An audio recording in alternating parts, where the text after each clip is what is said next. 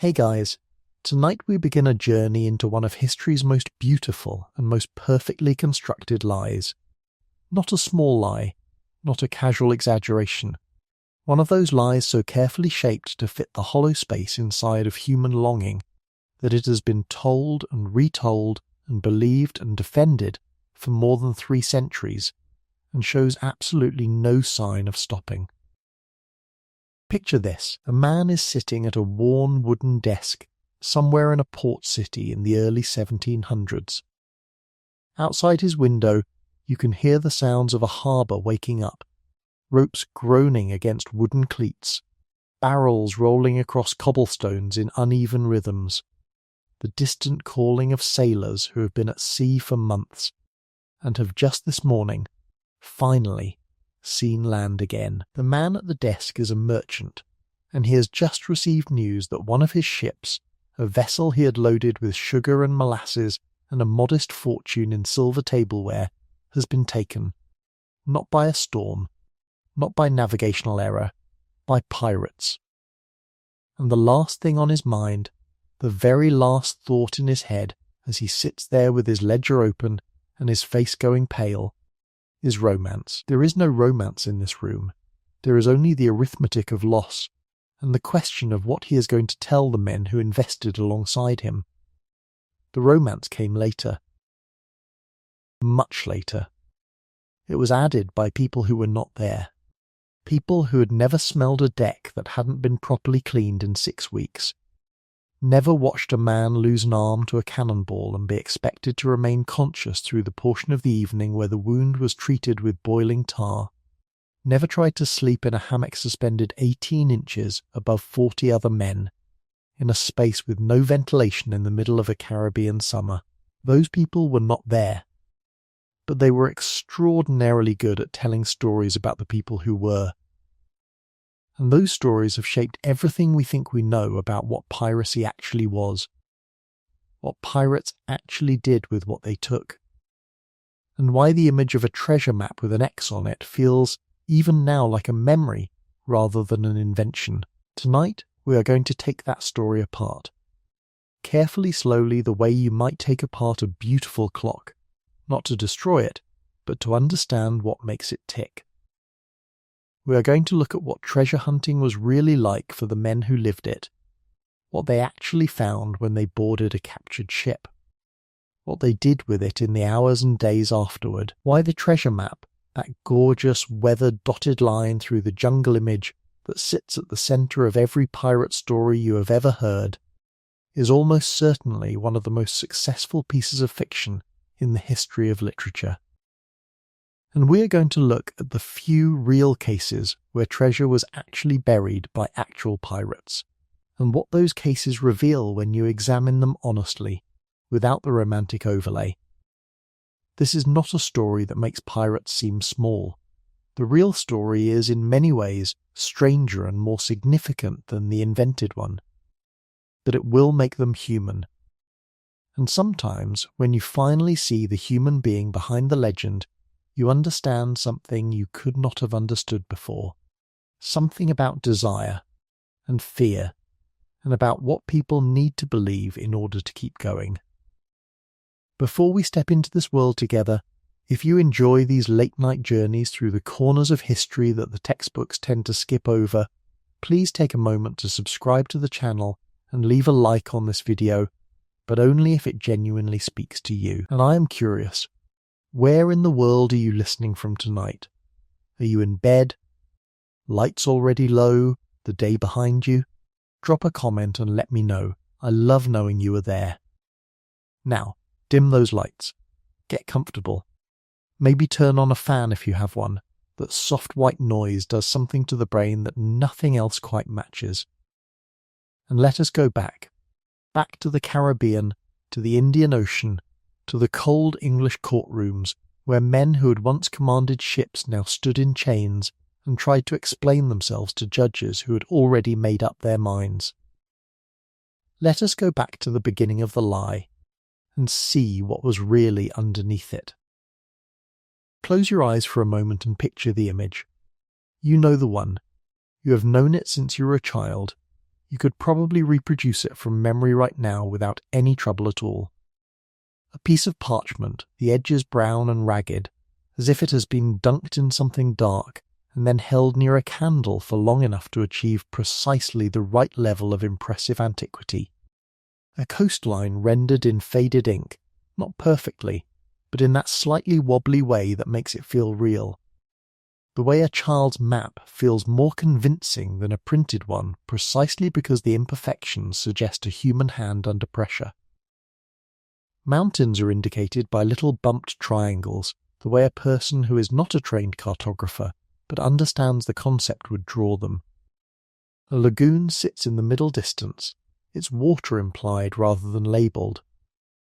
And winding across this landscape, beginning at a point marked with a compass rose and ending at a point marked with something else entirely, is a dotted line. The path. The route. The promise. At the end of that dotted path, larger than anything else on the page, drawn with an extra heavy hand as if to make absolutely certain that no one misses it, is a black X. The treasure is here. This is the spot. Everything you have been looking for, everything the journey has been building toward, is precisely here.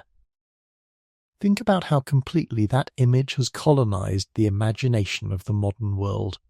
It appears in children's picture books and blockbuster films and theme park rides and video games and the visual language of adventure itself. It is so deeply embedded in how we picture the past, the pirate past specifically, that most people have genuinely never stopped to ask the most basic question about it. Not whether it is historically accurate, not whether it has been romanticized, because of course it has been romanticized, everything gets romanticized, but whether it ever existed at all, whether any pirate, in the entire documented span of the Golden Age of Piracy, which ran from approximately 1650 to 1730, roughly 80 years of real historical activity, ever sat down and drew a map with an X on it to mark the location of buried treasure.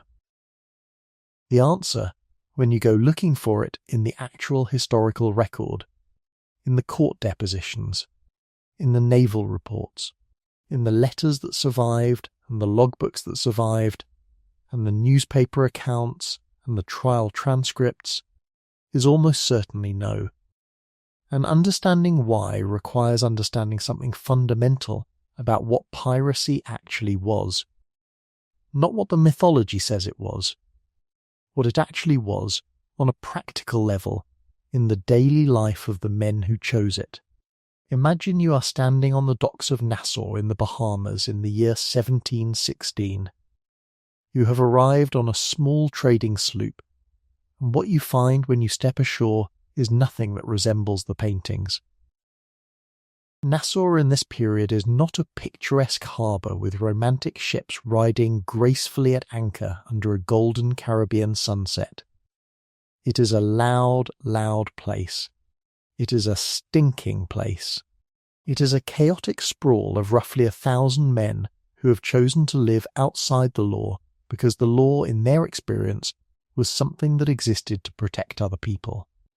Men who came from the lowest ranks of merchant shipping and the Royal Navy, from the docks and the slums of port cities in England and the Caribbean colonies and West Africa. Men who had been cheated out of wages for months at a time. The Royal Navy once went 4 full years without paying its sailors. 4 years, with families ashore going hungry while the Crown sat on their money. Men who had been flogged for minor infractions by captains who had absolute authority and used it. Men who had watched friends die of scurvy on voyages where the ship's owners had decided. Fresh provisions were an unnecessary expense that the crew could do without. These are not the glamorous outlaws of the cinema. These are not Johnny Depp in eyeliner with a quip ready for every occasion. These are desperate, physically wrecked, frequently drunk men in their 20s and 30s who have, in most cases, made a very specific calculation. The calculation goes something like this. Legal employment on a merchant vessel or in the Royal Navy kills you slowly, through mistreatment and disease and the arbitrary cruelty of men who hold absolute power over you. Piracy might kill you faster, but at least you eat the same food as the captain, and nobody is flogging you for speaking out of turn, and you get a vote on where the ship goes next. That calculation is the foundation of everything, and the economics that flow from it are essential to understanding why the treasure map, as a cultural artifact, makes almost no sense when placed next to the actual conditions of pirate life. Piracy was not a career that generated the kind of wealth the mythology suggests. The vast majority of pirates, the common sailors who made up the bulk of every crew, never accumulated significant fortunes at all.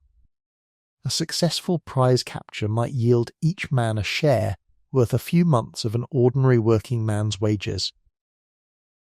Not nothing, sometimes genuinely useful, but not mountains of gold. Exceptional captures, the kind that made legends and got into the history books, were rare enough that most pirates never experienced even one in the course of a career, and when those exceptional captures did happen, the wealth they produced was distributed and then spent with a speed that would astonish anyone raised on stories of chests buried beneath palm trees. The share system that governed every pirate vessel divided prize money among the crew immediately after each successful capture. The cargo was inventoried on the deck of the captured ship, usually within hours of taking her, and the quartermaster, who was elected by the crew separately from the captain, and held authority over prize division specifically to keep the captain honest, assigned a value to everything that had been taken. Then the shares went out, on the spot, cash in hand, no central treasury, no savings account, no institution of any kind to hold the money between captures. Each man walked away from the distribution with his portion in his pocket or his belt, and that was that.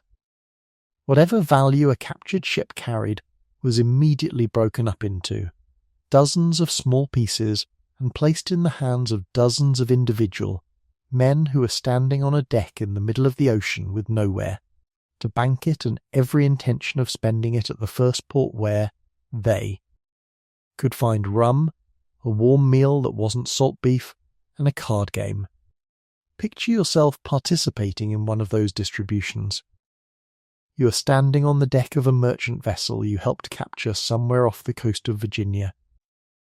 The sun is overhead, it is hot. The ship smells of brine and the particular sweetness of a cargo that turns out to be indigo and bolts of cloth and a small quantity of silver tableware. The quartermaster is tallying the total value. 60 men in your crew. The captain takes 2 shares. The quartermaster takes a share and a half. The sailing master takes a share and a quarter. Everyone else, including you, takes 1 full share. What comes out of the arithmetic on a decent but not exceptional prize might be 3 months of wages. Enough to drink well for a week in Nassau. Enough to buy new clothing. Enough to feel, briefly, like a man of means. Not enough, nowhere near enough, to warrant burying in a remote location, creating a careful cartographic document, and trusting that parchment to survive the next voyage across the Atlantic. The idea that a pirate would accumulate enough wealth to make burying it worthwhile, and then choose to bury it rather than spend it, and then create a precise map marking the location, and then preserve that map through years of life at sea, years of tropical humidity and salt water and physical danger and the constant possibility of capture, represents a misunderstanding of pirate economics so complete that it is almost a different subject entirely. It is not just that pirates did not bury treasure the way the stories say. It is that the entire structure of pirate life, the share system, the immediate distribution, the absence of any safe way to store wealth, the constant awareness that tomorrow was not guaranteed, made the treasure map mythology almost comically implausible once you look at it clearly. And yet, the image holds. It holds across centuries and across cultures, and in the face of all the historical evidence. It holds because it is not really about pirates at all. The treasure map is a psychological object, not a historical one. It is about what we need the world to contain, but we will get to that. There is one man who made it possible. Not a pirate. A novelist. A sick man in his early 30s, sitting in a house in Scotland in 1881, drawing a map to entertain his 12-year-old stepson on a rainy afternoon, because the rain had been going on for days and the boy was bored, and the man, whose name was Robert Louis Stevenson, had the kind of imagination that could not look at a blank piece of paper without seeing what it might become. Stevenson was 30 years old when he drew that map. He had been suffering from tuberculosis, the disease that would eventually kill him at 44, for years already. He was not wealthy. He was not famous yet, not in the way he would become. He was a Scottish writer of some reputation who had not yet found the book that would make him. And on a rainy afternoon in the Scottish Highlands, sitting with his stepson Lloyd Osborne and a box of paints and a piece of drawing paper, he drew a detailed map of a fictional island. He gave it depth soundings. He gave it a compass rose. He gave it topographic features, mountains, a lagoon, a sheltered bay on the western shore. He named things. He labelled them. And then, with a different pen or perhaps simply pressing harder, he added 3 crosses to the map. 3 marks, slightly different in character from the rest of the cartography, as if added later by a different hand. He called it Treasure Island. Stevenson told this origin story repeatedly in later life, and he told it with a particular emphasis on the accidental, almost involuntary quality of what happened next. The map, he said, was so evocative, so full of implied narrative and geographical suggestion, that the characters simply arrived to fill the landscape it created. Long John Silver walked in through the fog that the island's southern shore implied. Jim Hawkins was required by the shape of the harbour. The story grew out of the picture, rather than the picture being drawn to illustrate a story that already existed. This is almost certainly not the complete truth. Stevenson was an extraordinarily self-conscious literary craftsman, and writers who are also extraordinary self-conscious literary craftsmen often shape their accounts of creation to emphasise the organic and the accidental, because the organic and the accidental are more romantic than the deliberate and the borrowed.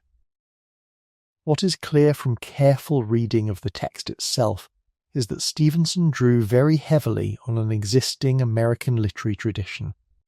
Washington Irving's stories about Captain Kidd and buried pirate gold along the Hudson Valley and the New England coast had been enormously popular in early 19th century America, and had generated a substantial amateur treasure hunting culture that persisted for generations, drawing thousands of people to dig up the shoreline of New England on the basis of stories that were themselves largely invented. Stevenson took this American folkloric tradition, filtered it through his own extraordinary gift for narrative pacing and moral complexity, and produced a version so compelling and so complete that it became the definitive text on the subject for the entire English-speaking world. But the map was what did it. The map in Treasure Island is not incidental to the novel's power. It is constitutive. Stevenson published it as a frontispiece, a beautifully detailed illustration of the fictional island, positioned before the title page, the first thing you saw when you opened the book, with depth soundings and a compass rose and topographic features, and drawn in a slightly different hand from the map's primary cartography, the 3 crosses marking the treasure location. This detail is extraordinarily clever. By making the marks appear to have been added separately, by a different person, at a different time, Stevenson created the impression of genuine archaeological layering. The map looked like an actual historical document that had passed through multiple hands over multiple years. It felt true in the way that only things specifically designed to feel true can feel true. Think about what that means for everyone who read the novel in 1883 and everyone who has read it since.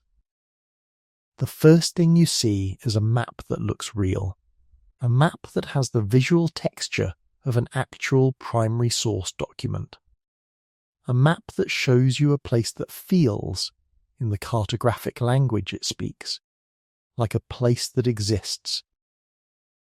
By the time Long John Silver appears on the page, a significant portion of your brain has already accepted that this is all real, that the island is real, that the treasure is real, that the map is real. The fiction has been anchored in what feels like documentary evidence before the story even starts. The publishing industry recognized immediately that Stevenson had found something extraordinarily commercially durable. The combination of adventure and moral ambiguity and buried treasure and the visual anchor of the map was a formula that could be replicated endlessly, and was replicated endlessly in the decades that followed. Pirate adventure fiction flooded the market, all of it drawing on the conventions Stevenson had established, all of it featuring treasure maps as central plot devices, all of it deepening the cultural groove until the image of the parchment and the X felt not like a literary invention from 1883, but like something that had always been true, something that the pirates themselves had always done, something so obviously part of piracy that only a very strange and contrarian person would think to question it. J.M. Barrie borrowed from Stevenson for Peter Pan in 1904, giving Captain Hook a backstory that explicitly connected him to the Treasure Island tradition, adding another layer of cultural reinforcement.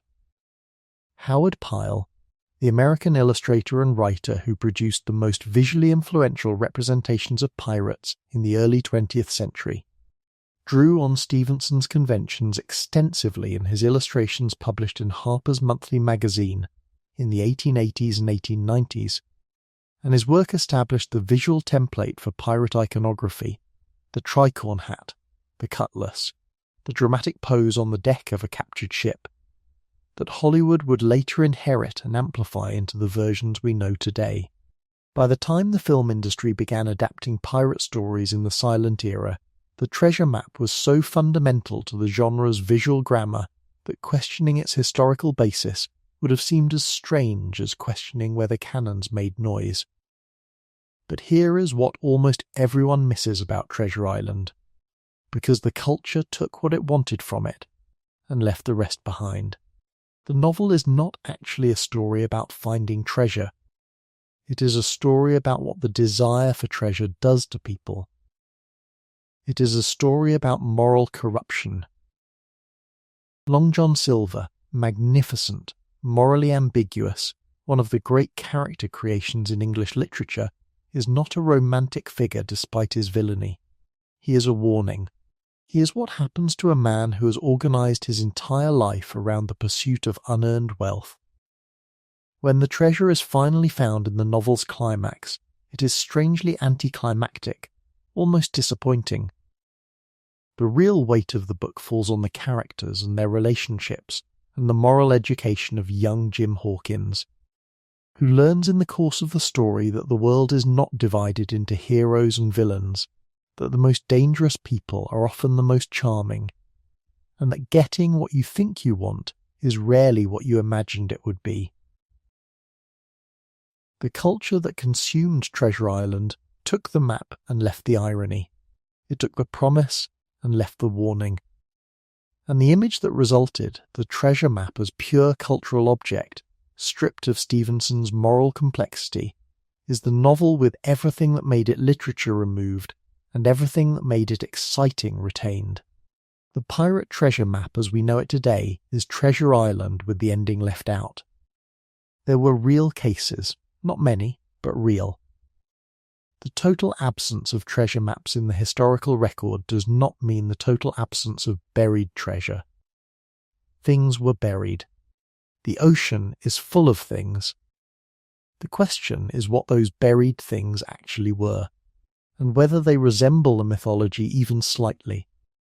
No case illustrates the gap between myth and reality more clearly than the story of William Kidd.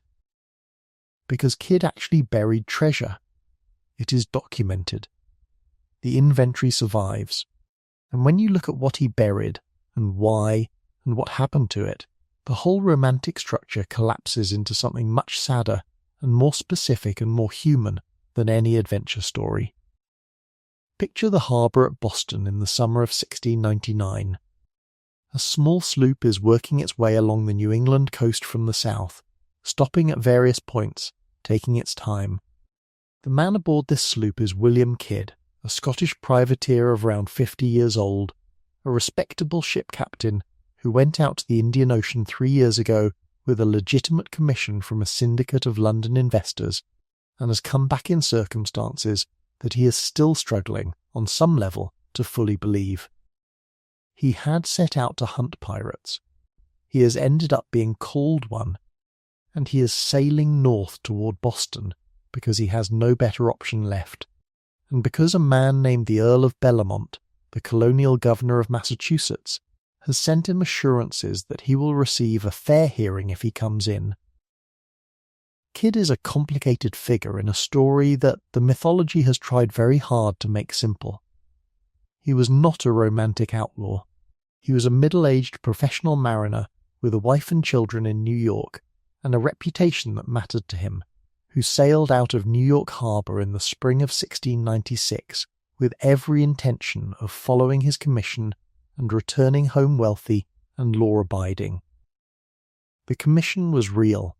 The investors were real. They included some of the most powerful Whig lords in England. The voyage was legally sanctioned, carefully documented, and expected to yield a return. What happened in the Indian Ocean over the following 2 years is genuinely contested by historians, and it is genuinely complex. Kidd's crew was difficult. Many of them were men who had chosen the voyage precisely because the Indian Ocean offered extraordinary targets, and they were unwilling to respect the legal distinctions that separated their commission from piracy. There were near mutinies. There were moments when Kidd had to choose between exercising his legal authority and losing control of his ship entirely. And there was one decision, the capture of an Armenian-owned vessel called the Quedar Merchant. That became the hinge on which everything else turned. The Quedar Merchant was carrying goods owned by officials of the Mughal court. She was also sailing under French passes, which by the explicit letter of Kidd's privateer commission made her a legal prize. Kidd captured her. He believed this was lawful. It was, by the terms of his commission, almost certainly lawful. The East India Company, whose trade the capture disrupted, disagreed furiously and had the political influence to make their disagreement matter. The Mughal Empire, whose officials had lost goods aboard her, were even more furious. The English government, suddenly facing the prospect of losing its access to the Mughal trade that funded much of the empire's commercial prosperity, needed someone to blame. William Kidd was available. By the time Kidd was making his cautious way up the Atlantic coast in the summer of 1699, he knew he was in trouble. He was trying to construct a negotiating position from whatever materials he had available. He stopped at Gardiner's Island, a small private island off the eastern tip of Long Island, and he buried a cache of valuables.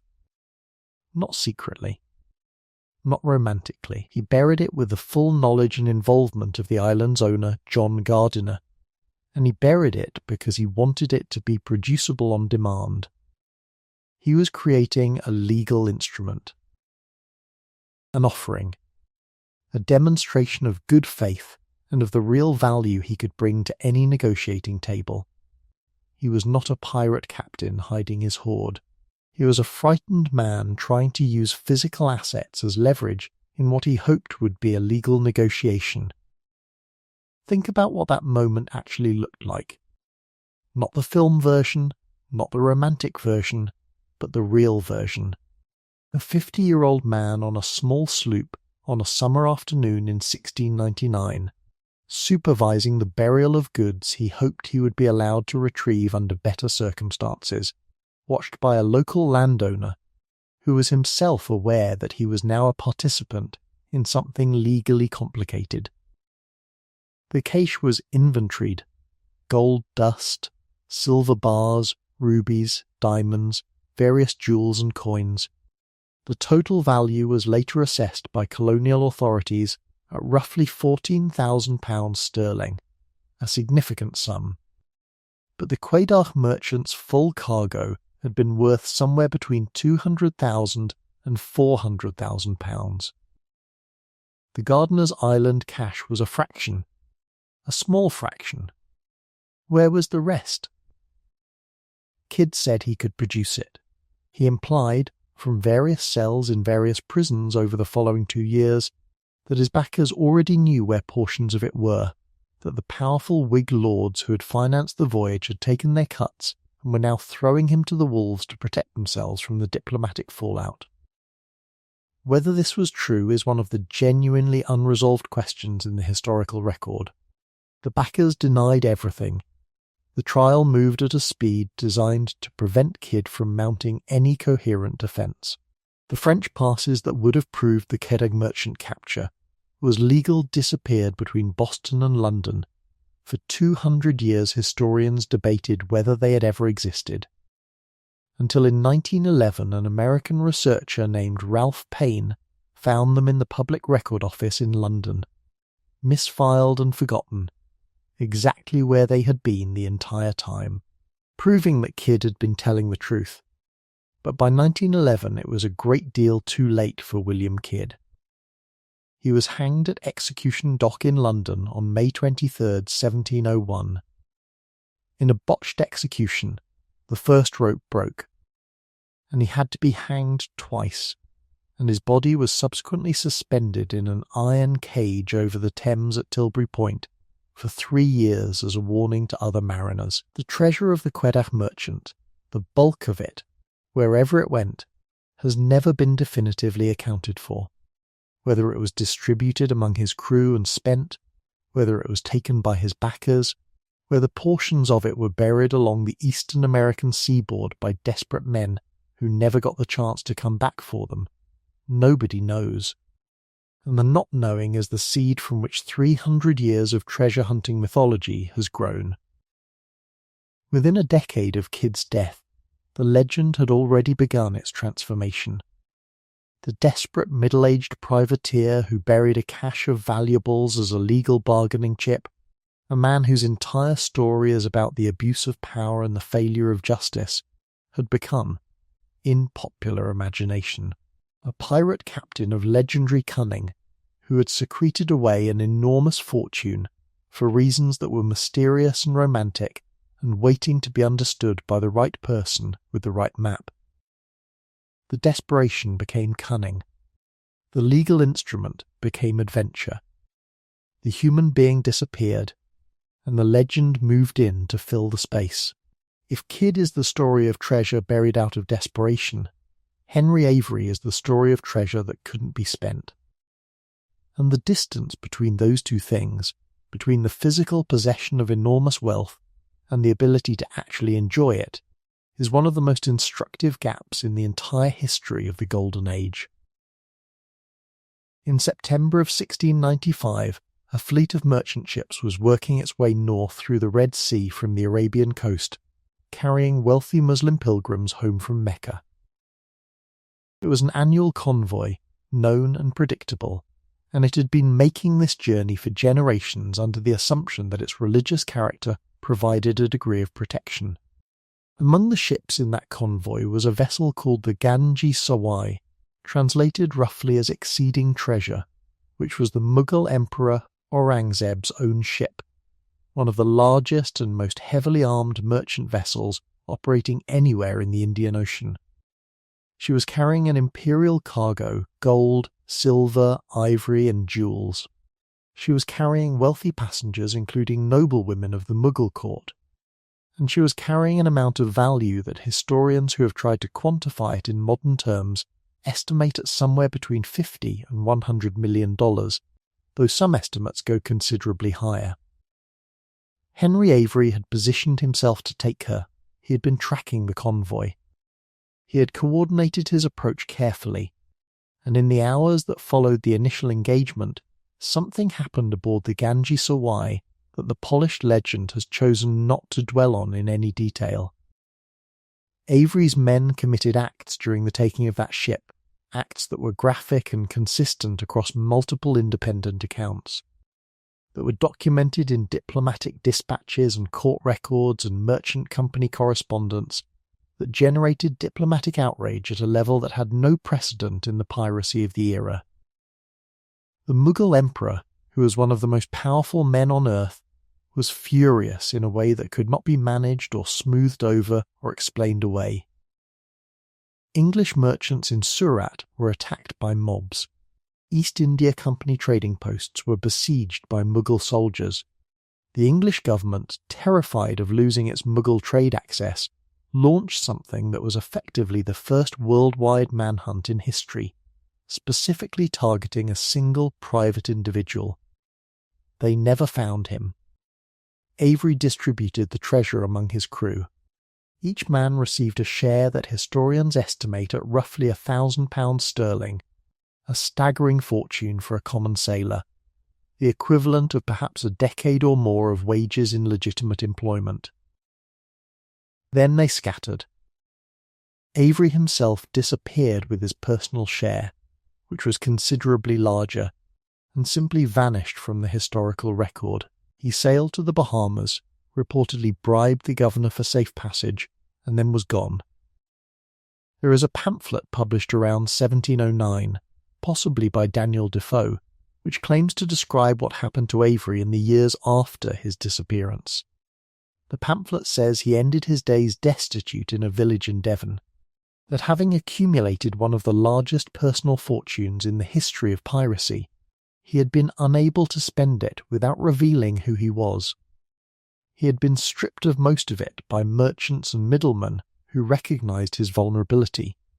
A man sitting on enormous illicit wealth with nowhere to deposit it and no legal recourse against anyone who cheated him, and who charged him accordingly. He died broke and unknown, in the same English poverty he had spent his entire career at sea trying to escape. Think about what that story actually means.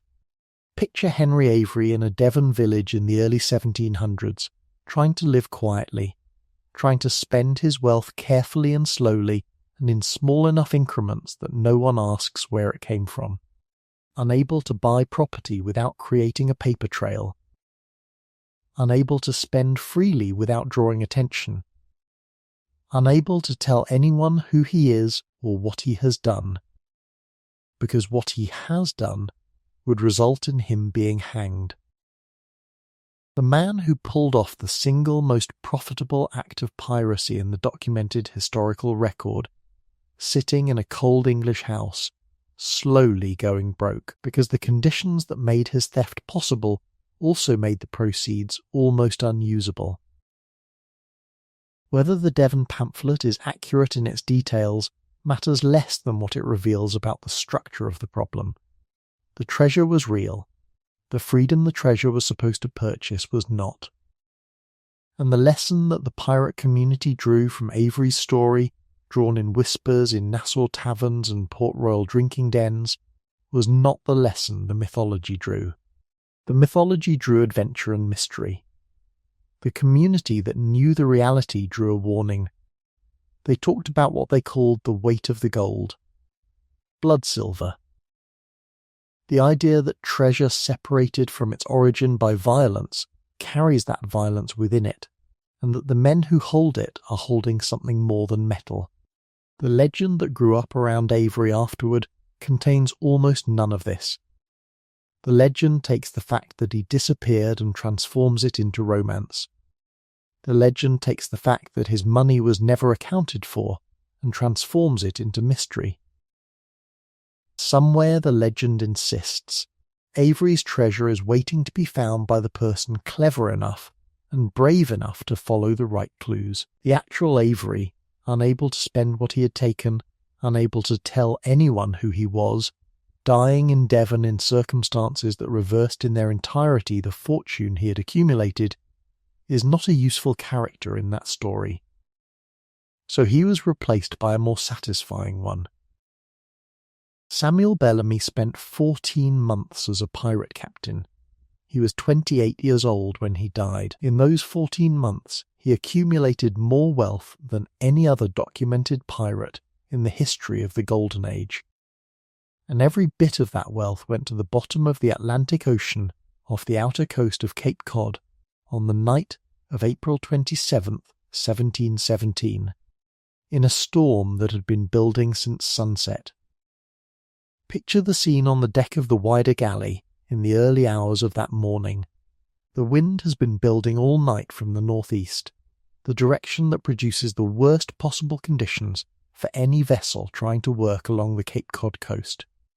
The nor'easter, that specific combination of wind and current that Cape Cod sailors had feared and respected for generations, hit with full force around midnight.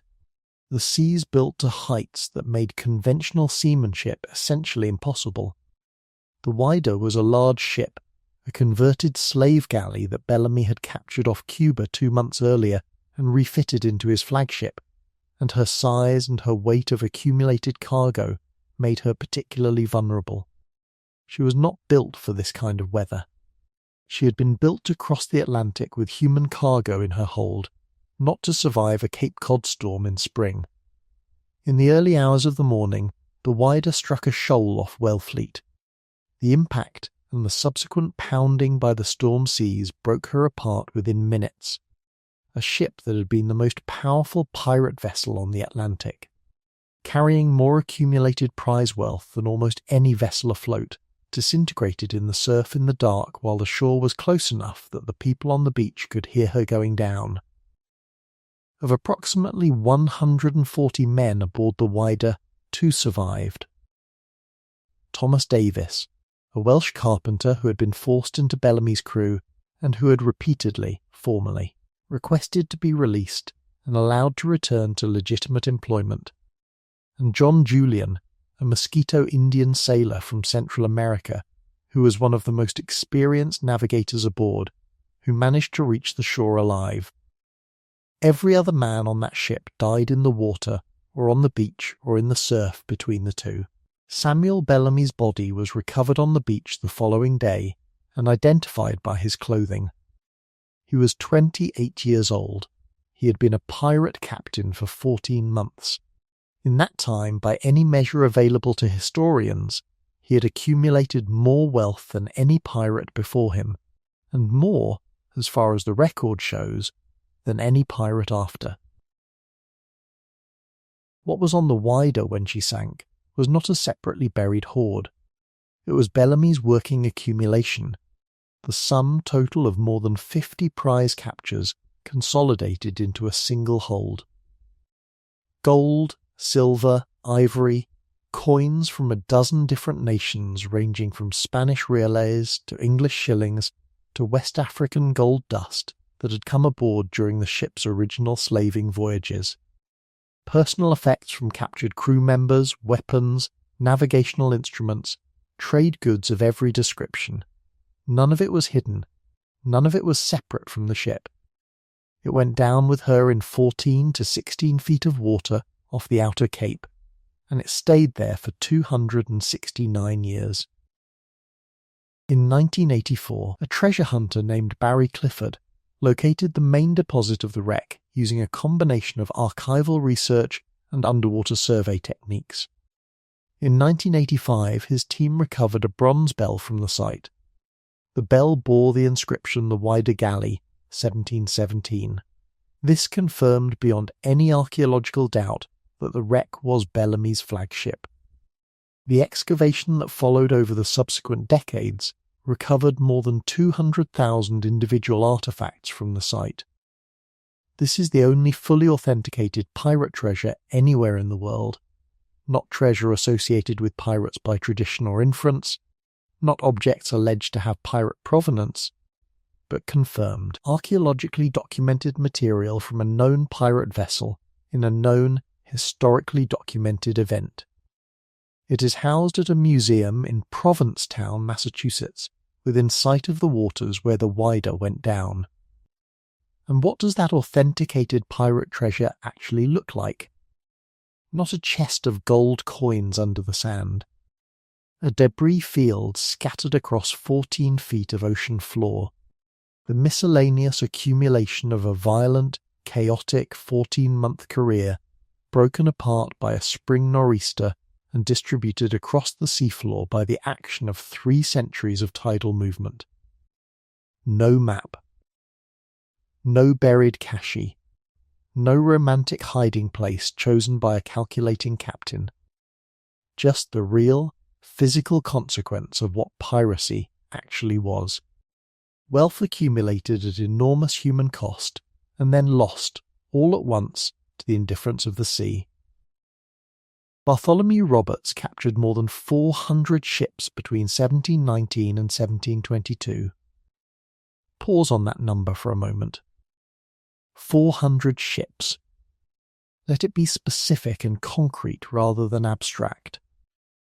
400 separate boarding actions, 400 separate negotiations by cannon, 400 instances of a crew of men deciding whether to fight back or surrender to the vessel flying the black flag on the horizon. Roberts operated across a territory that stretched from the coast of Brazil to the Grand Banks of Newfoundland, from the waters of West Africa to the Caribbean.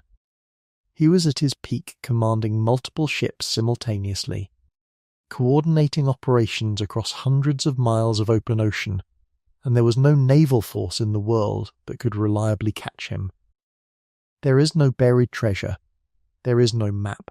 Roberts was killed in combat in February of 1722, shot through the throat in an engagement with Swallow off the coast of West Africa, and the aftermath of his death was the largest mass piracy trial in the history of the colonial world. More than 160 men were tried at Cape Coast Castle in what is now Ghana. 52 of them were hanged. The prize money that Roberts had accumulated over his 3 years of operation had been distributed among his crew through the share system as it was earned, capture by capture, distribution by distribution. Each man taking his portion on the deck of the prize and doing with it what pirate sailors did with their portions. Roberts himself was, by the standards of his profession, an unusual man. He did not drink. He held his crew to standards of discipline, reflected in the articles that governed his ships, among the most detailed and specific of any that survive, that historians have noted specifically. He was a Welshman from a small coastal community, and he had come to piracy not through desperation, but through capture. He had been an officer aboard a slave ship when Howell Davis's pirate crew took the vessel, and he had eventually been offered command of Davis's operation when Davis was killed in an ambush. Roberts accepted because the alternative was returning to legitimate employment, and he appears to have been someone who recognised, once the option of operating on his own terms was presented to him, that he had no interest in operating on anyone else's. His articles, the constitutional documents of his ships, are among the most sophisticated that survive from the Golden Age. They specified compensation for injuries, 600 pieces of 8 for the loss of a right arm, 500 for a left arm, 500 for a right leg, 400 for a left leg, 100 for an eye or a finger. These are disability payments, written into the founding documents of a vessel, agreed upon by every man before the voyage began. They predate any national workers' compensation program by more than a century. They reflect a principle that people who are injured in the course of their work are owed specific, pre-agreed compensation from the enterprise that employed them, that the industrializing world spent the next 200 years slowly learning to encode into law. Roberts understood something about organizations that most of his contemporaries did not. A crew of men who know in advance exactly what they will receive for every possible outcome, what their share will be if the voyage succeeds, what their compensation will be if they are maimed. What the rules are and who enforces them is a more functional crew than one operating under the arbitrary authority of a captain who can change the terms of the deal at will. This is not a sophisticated insight by the standards of modern management theory. But in the early 18th century, on a ship in the middle of the Atlantic, it was radical. It worked. Roberts's operational record, 400 ships in 3 years, is the empirical proof. When he died, the wealth he had created had gone into dozens of individual pockets across 3 years of captures, into the taverns and trading posts of the Atlantic world, into the pockets of merchants who charged pirate prices because their customers had nowhere else to spend. There was nothing left to bury. There was no map to draw. What Roberts left was not gold. It was the articles. The democratic constitution of a ship that captured more prizes than any other in the history of the Golden Age, and those articles preserved in the historical record tell you more about what the Golden Age was really for, what the men who chose it were actually looking for, than any amount of digging in Nova Scotia. The belief in cursed treasure is one of the most misunderstood elements of pirate history. The mythology has reduced it to a cartoon, the glowing chest that kills whoever opens it, the supernatural punishment for greed, the device that drives the plot of a film.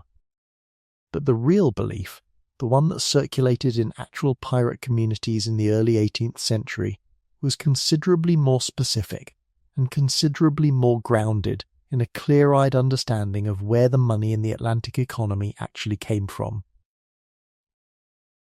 The silver that ran through every pirate's fingers had been dug out of a mountain in what is now Bolivia by men who were dying to produce it.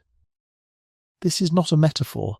The Potos silver mines in the 17th century operated under a forced labour system called the mita, originally an Incan community obligation transformed by the Spanish colonial project into something that functioned as a death sentence.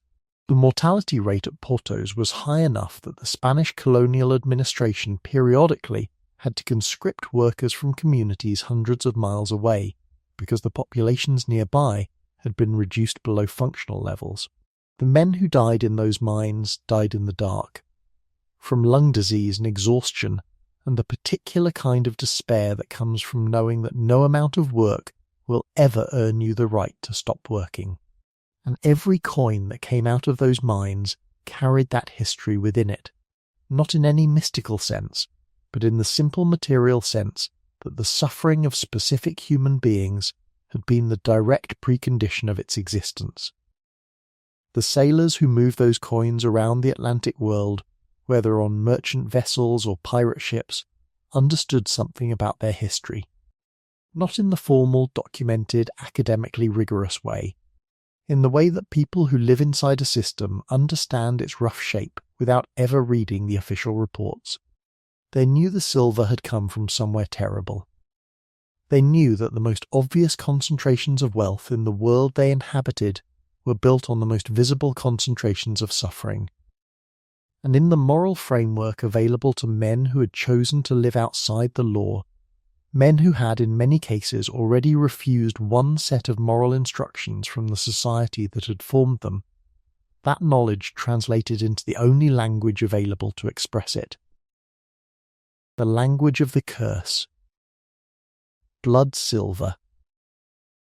The weight of the debt. You could divide it among your crew according to the articles. Yes, you could spend it in Nassau, yes. But it watched you. It waited.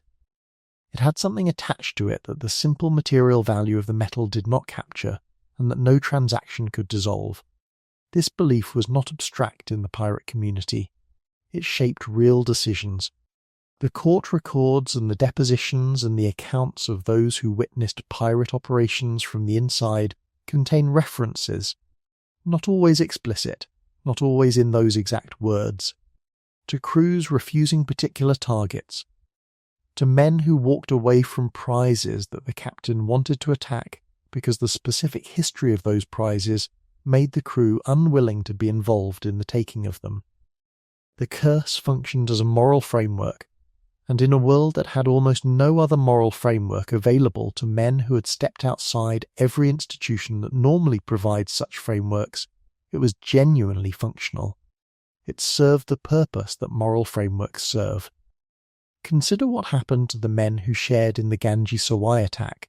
Every one of Avery's crew who has been traced in the historical record afterward died badly. 6 were captured and hanged in London in 1696 in the first major piracy trial under the New Admiralty Act. Others scattered through the American colonies and the Caribbean, dying poor and frightened and unable to spend their wealth openly without risking identification. Men who had held in their hands shares of one of the largest single pirate hauls in the documented record, and who could not translate that wealth into security or comfort or the ordinary pleasures of a life lived without fear. The gold was real. The freedom it was supposed to purchase was not, and the community that observed these outcomes drew the conclusion that was available to them in the language available to them. The gold had been cursed. The weight of what it had cost to take it had followed the men who took it. The scholars who have studied this belief system most carefully have made a point that is worth sitting with. The community that built that belief system was not wrong about the shape of the thing, even if it was wrong about the mechanism. They were wrong that the causal pathway ran through the supernatural. But they were right that the circumstances of wealth's origin followed it through its subsequent history.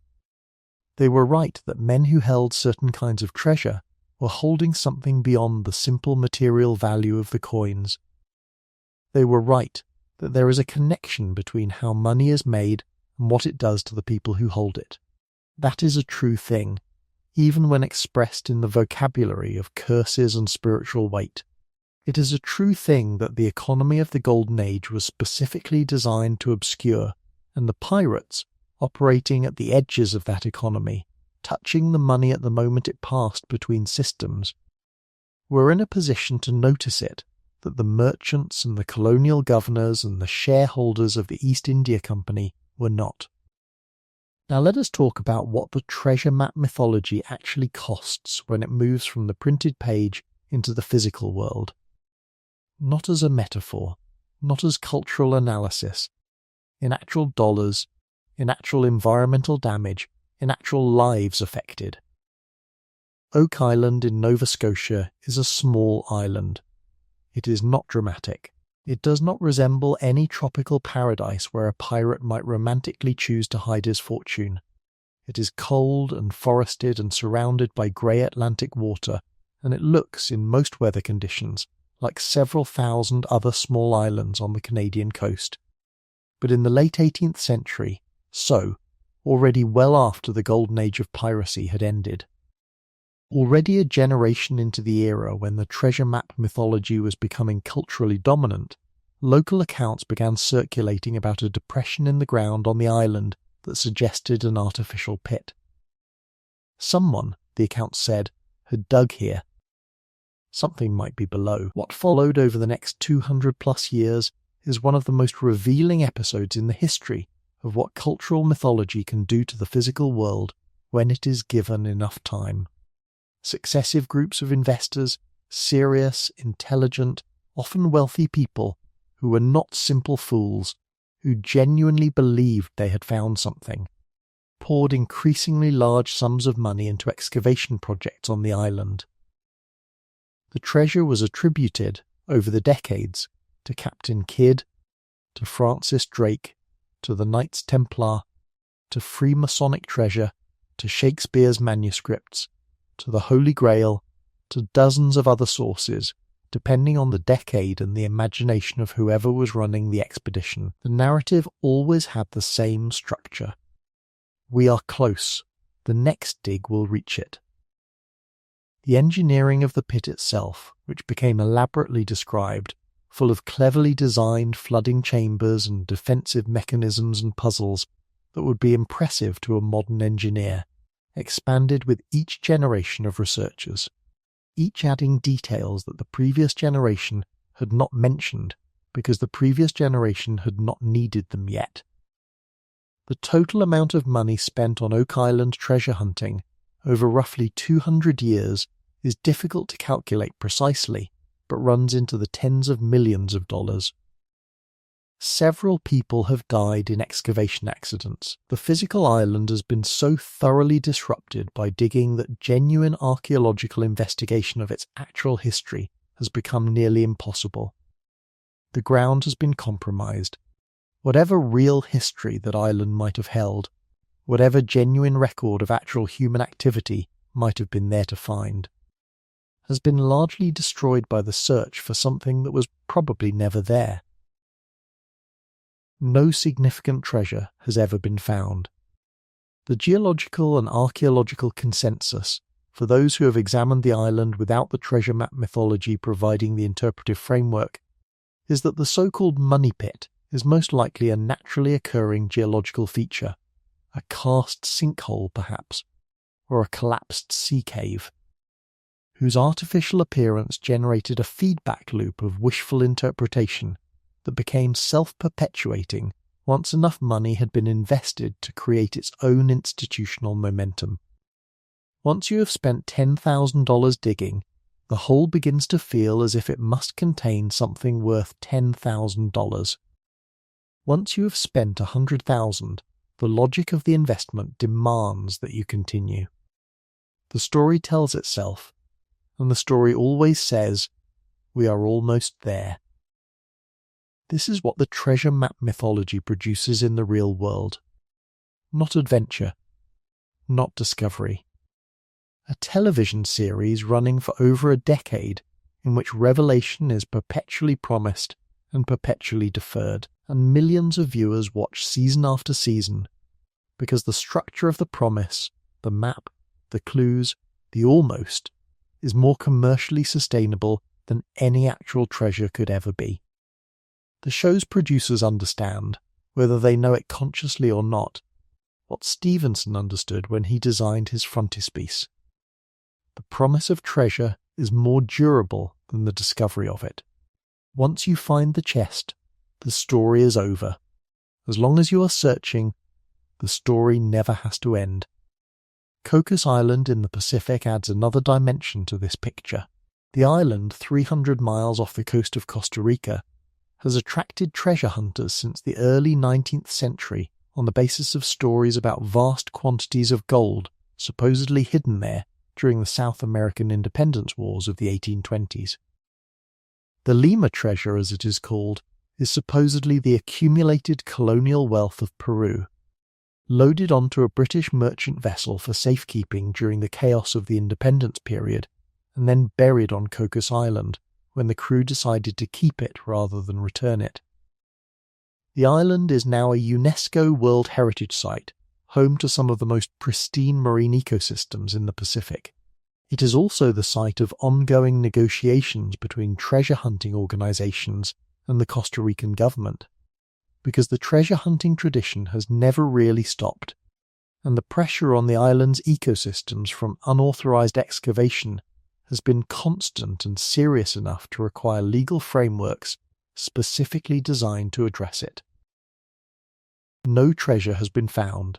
The documentation for the Lima treasure story is, on careful examination, almost entirely composed of layers of hearsay, each layer building on the previous one without adding any actual primary evidence, each generation adding details that made the story more compelling and more specific and more clearly pointing to Cocos Island, but none of those details traceable back to any document produced at the time the events supposedly occurred. This is how legends work. They become more detailed as they age, not less.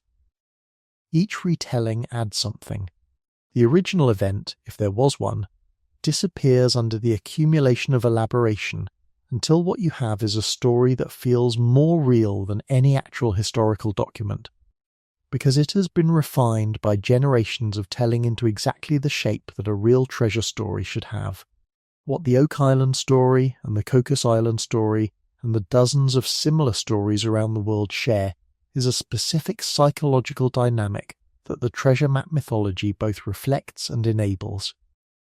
The map implies that the world contains hidden reserves of value accessible to the person with the right information and the courage to act on it. It promises that effort and dedication and the willingness to keep going when everyone else has given up will be rewarded with sudden, transformative, life-changing wealth. It situates that promise in a specific physical location, making it feel tangible and achievable rather than merely aspirational. And it provides a narrative framework, the quest, the obstacles, the moments of almost discovery, the tantalizing clue that requires one more expedition, that organizes hope into something that feels like a plan rather than a wish. This is not a historical structure, it is a psychological one, and its appeal has nothing to do with pirates specifically. The pirates are vehicles. The treasure map mythology uses them as vehicles for a very old and very human desire. The desire for a world that contains more than it appears to, and for the specific kind of wealth that arrives not through the accumulated small transactions of ordinary working life, but through one decisive discovery.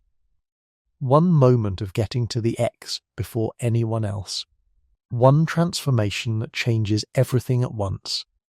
There is a version of the story that the mythology replaced, the real version, and it is worth sitting with what that version actually contains. The actual pirates of the Golden Age left real legacies, not buried treasure, not maps. Things that are in their own way more significant and more interesting than anything the mythology has claimed on their behalf.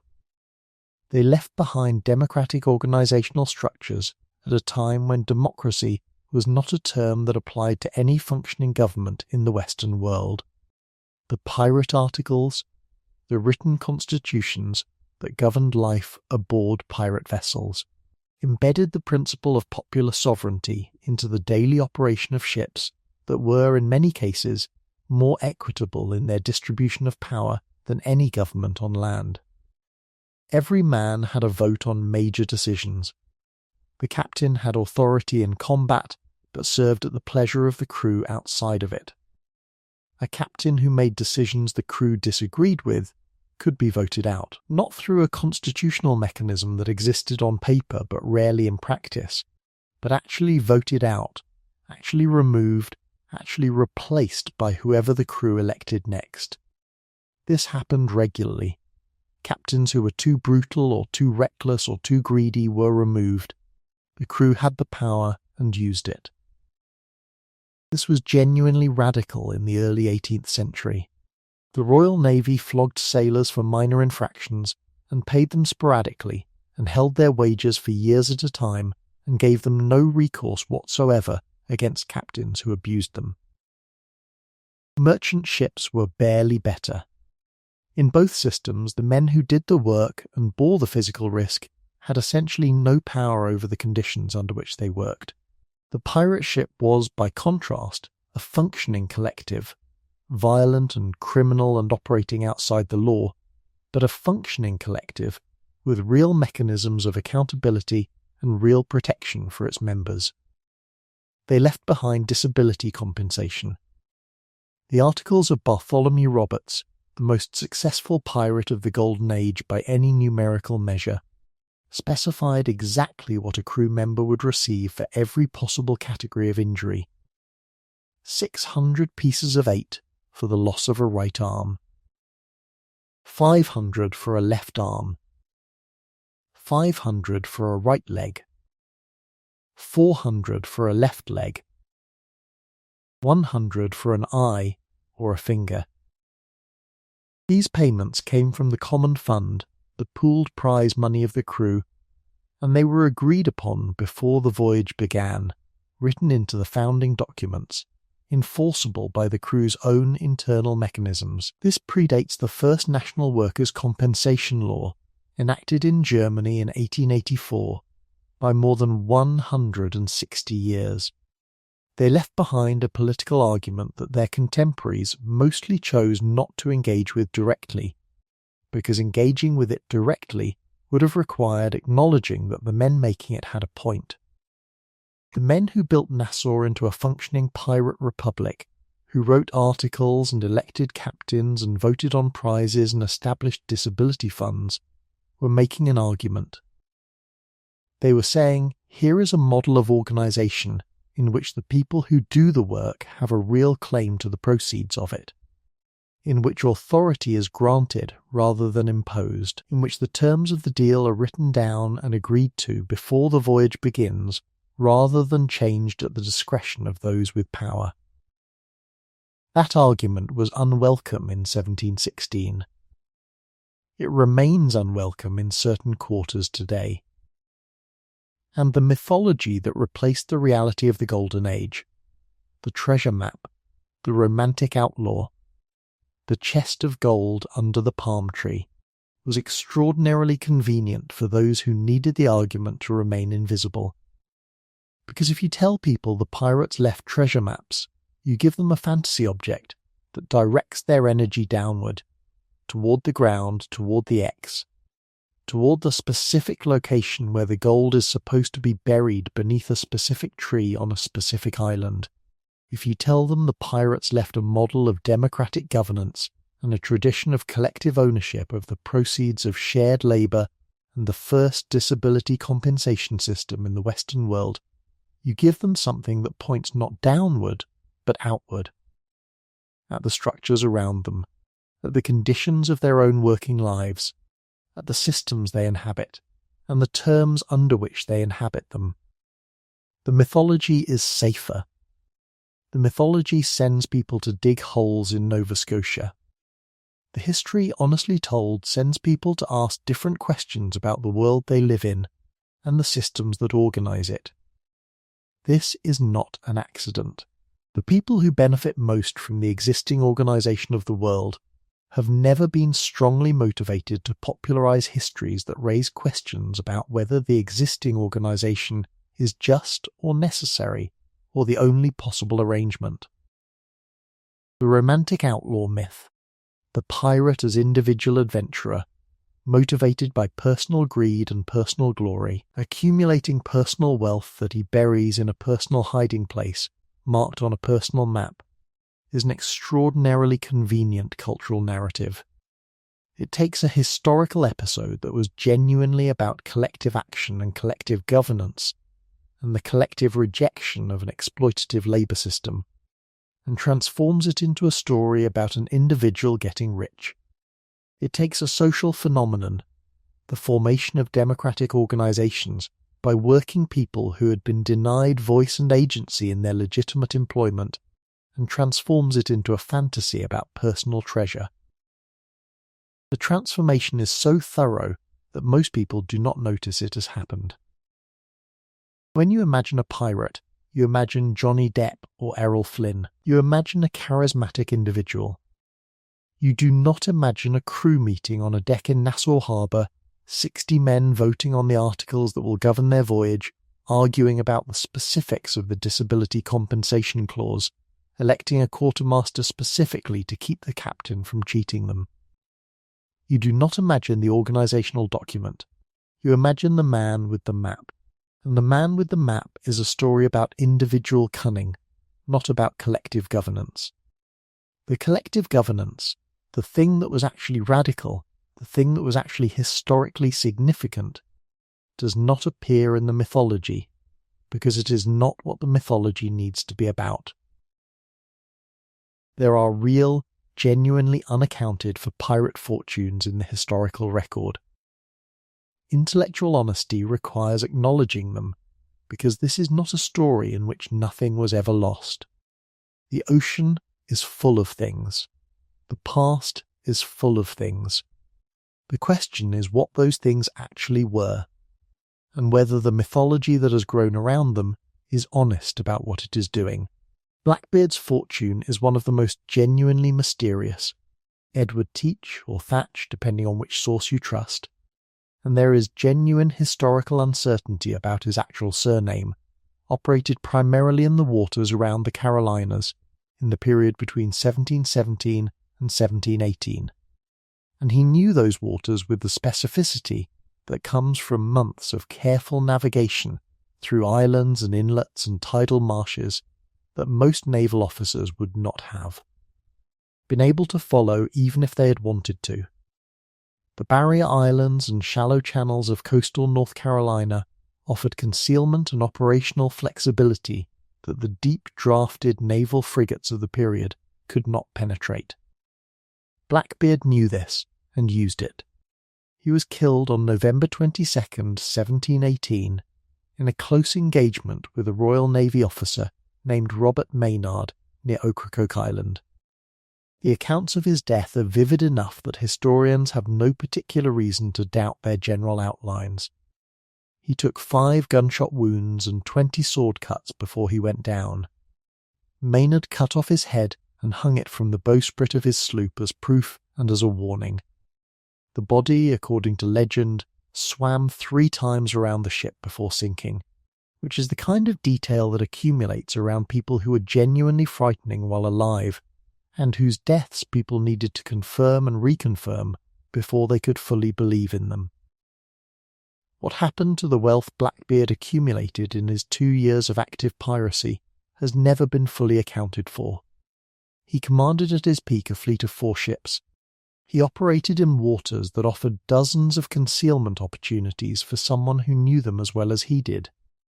He also operated in a world where the relationship between piracy and legitimate colonial commerce was considerably more complicated than the mythology suggests. There were merchants who bought his prizes, there were officials who took cuts. There were economic relationships that moved money in directions that did not always end up in a ship's hold. Whether there is genuinely uncovered wealth somewhere in the tidal marshes of North Carolina, or whether the wealth Blackbeard accumulated was distributed and spent and moved into the colonial economy through the channels that handled all pirate proceeds, nobody knows. The not knowing is real. The X on the map is not. The Quedagh merchant's missing cargo remains genuinely unaccounted for in the historical record.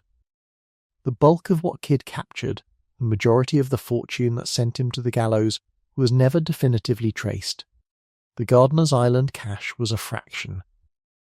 Where the rest went, whether to his backers, to his crew, to the ocean floor, to some location along the eastern American seaboard where a desperate man made one more burial, cannot be resolved from the surviving documents. 3 centuries of searching has produced nothing. But the not finding does not necessarily mean the not existing. The ocean is large, the coast of the Atlantic is long, and the actual William Kidd, who was telling the truth about the French passes, and may have been telling the truth about other things as well, knew things about the disposition of the Quedagh merchant's cargo that he took to the gallows with him. What matters is the distinction between these genuine historical mysteries and the treasure map mythology. The distinction is not that unaccounted for pirate wealth does not exist. It may exist. Portions of it may still be where desperate men put them in desperate moments 300 years ago. The distinction is that the treasure map, the parchment with the dotted line and the X, the visual promise that everything is waiting intact at a specific location, recoverable by whoever has the right document and the will to act on it, was never real. It was invented in 1881 by a sick Scottish novelist drawing a picture to entertain a 12-year-old boy on a rainy afternoon. And the culture that received that invention chose to treat it as history. Because the feeling it produced, the feeling that the world contains more than it appears to, that somewhere just beneath the surface the real adventure is waiting, was too valuable to give up. There is a moment in this story that I want you to think about. Not a dramatic moment, a quiet one. Somewhere in the mid-18th century, after the Golden Age of Piracy has ended, After the last of the great pirate captains have been hanged or scattered or grown old in anonymous retirement, a young man in a port city in England picks up a copy of Captain Charles Johnson's A General History of the Pirates. Johnson's book, published in 1724, was essentially the first pirate encyclopedia, and it was enormously popular in its time. It took the actual histories of Blackbeard and Roberts and Rackham and Avery and Kidd and dozens of others, and shaped them into narratives that emphasized their daring, their cleverness, their larger-than-life personalities. It was a work of journalism rather than history, more interested in what made the story compelling than in what the documents strictly supported. The young man reading this book in his lodgings is not a sailor. He has never been to sea.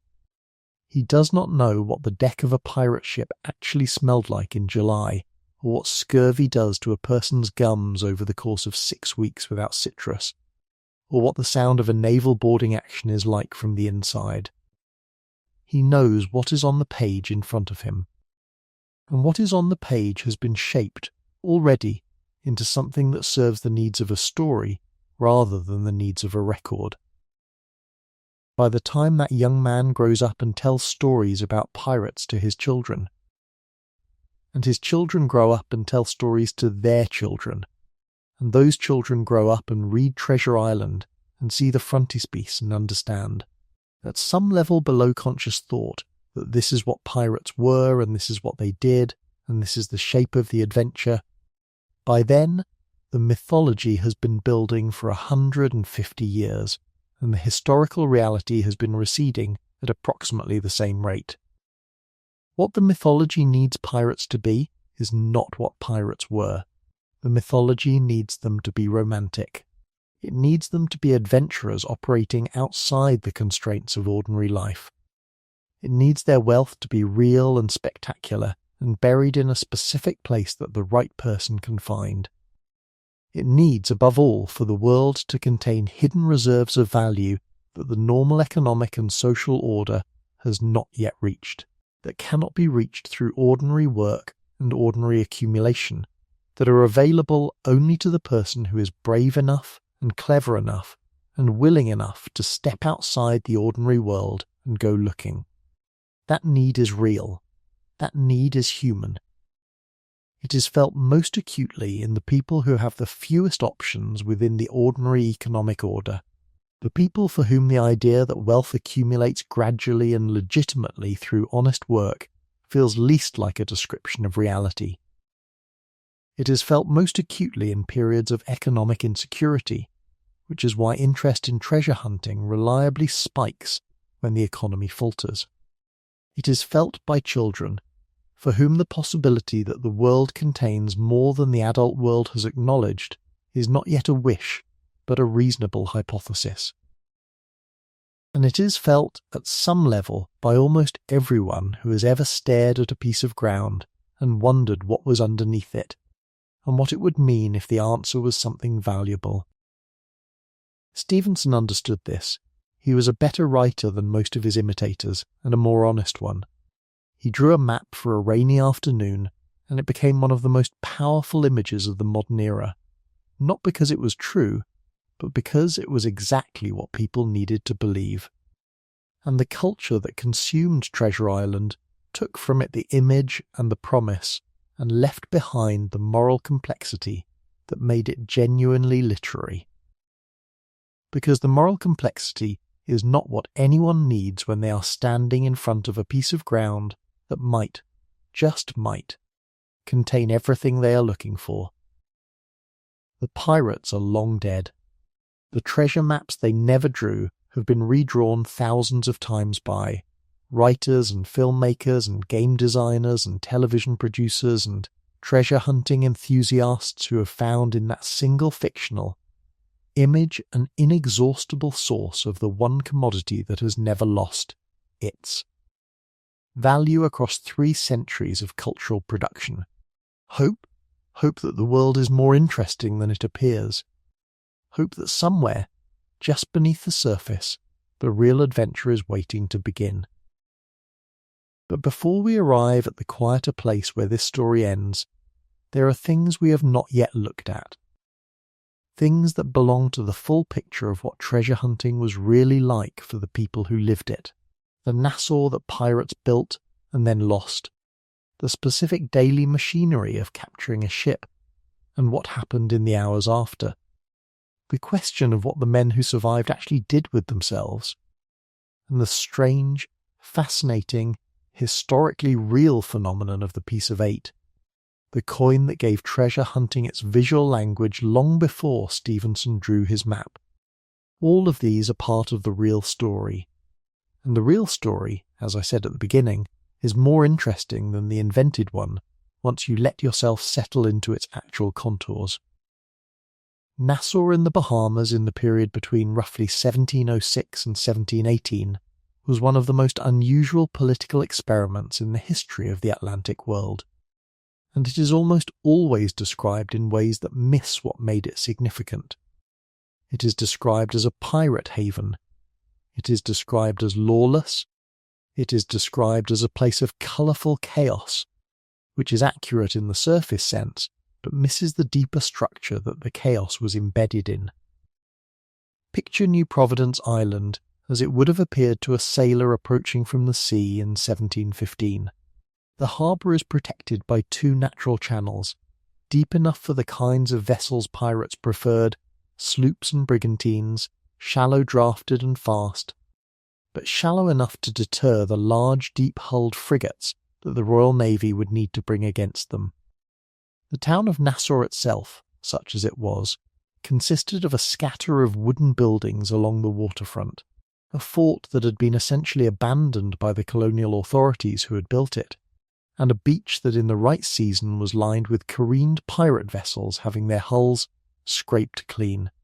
The smell would have reached you before the town did, tar and salt water and rum, and the particular sweetness of tropical vegetation, and the particular unpleasantness of a few hundred men living in close proximity without adequate sanitation. But underneath the chaos, something was functioning. Think about what it actually takes to run a community of 1,000 men.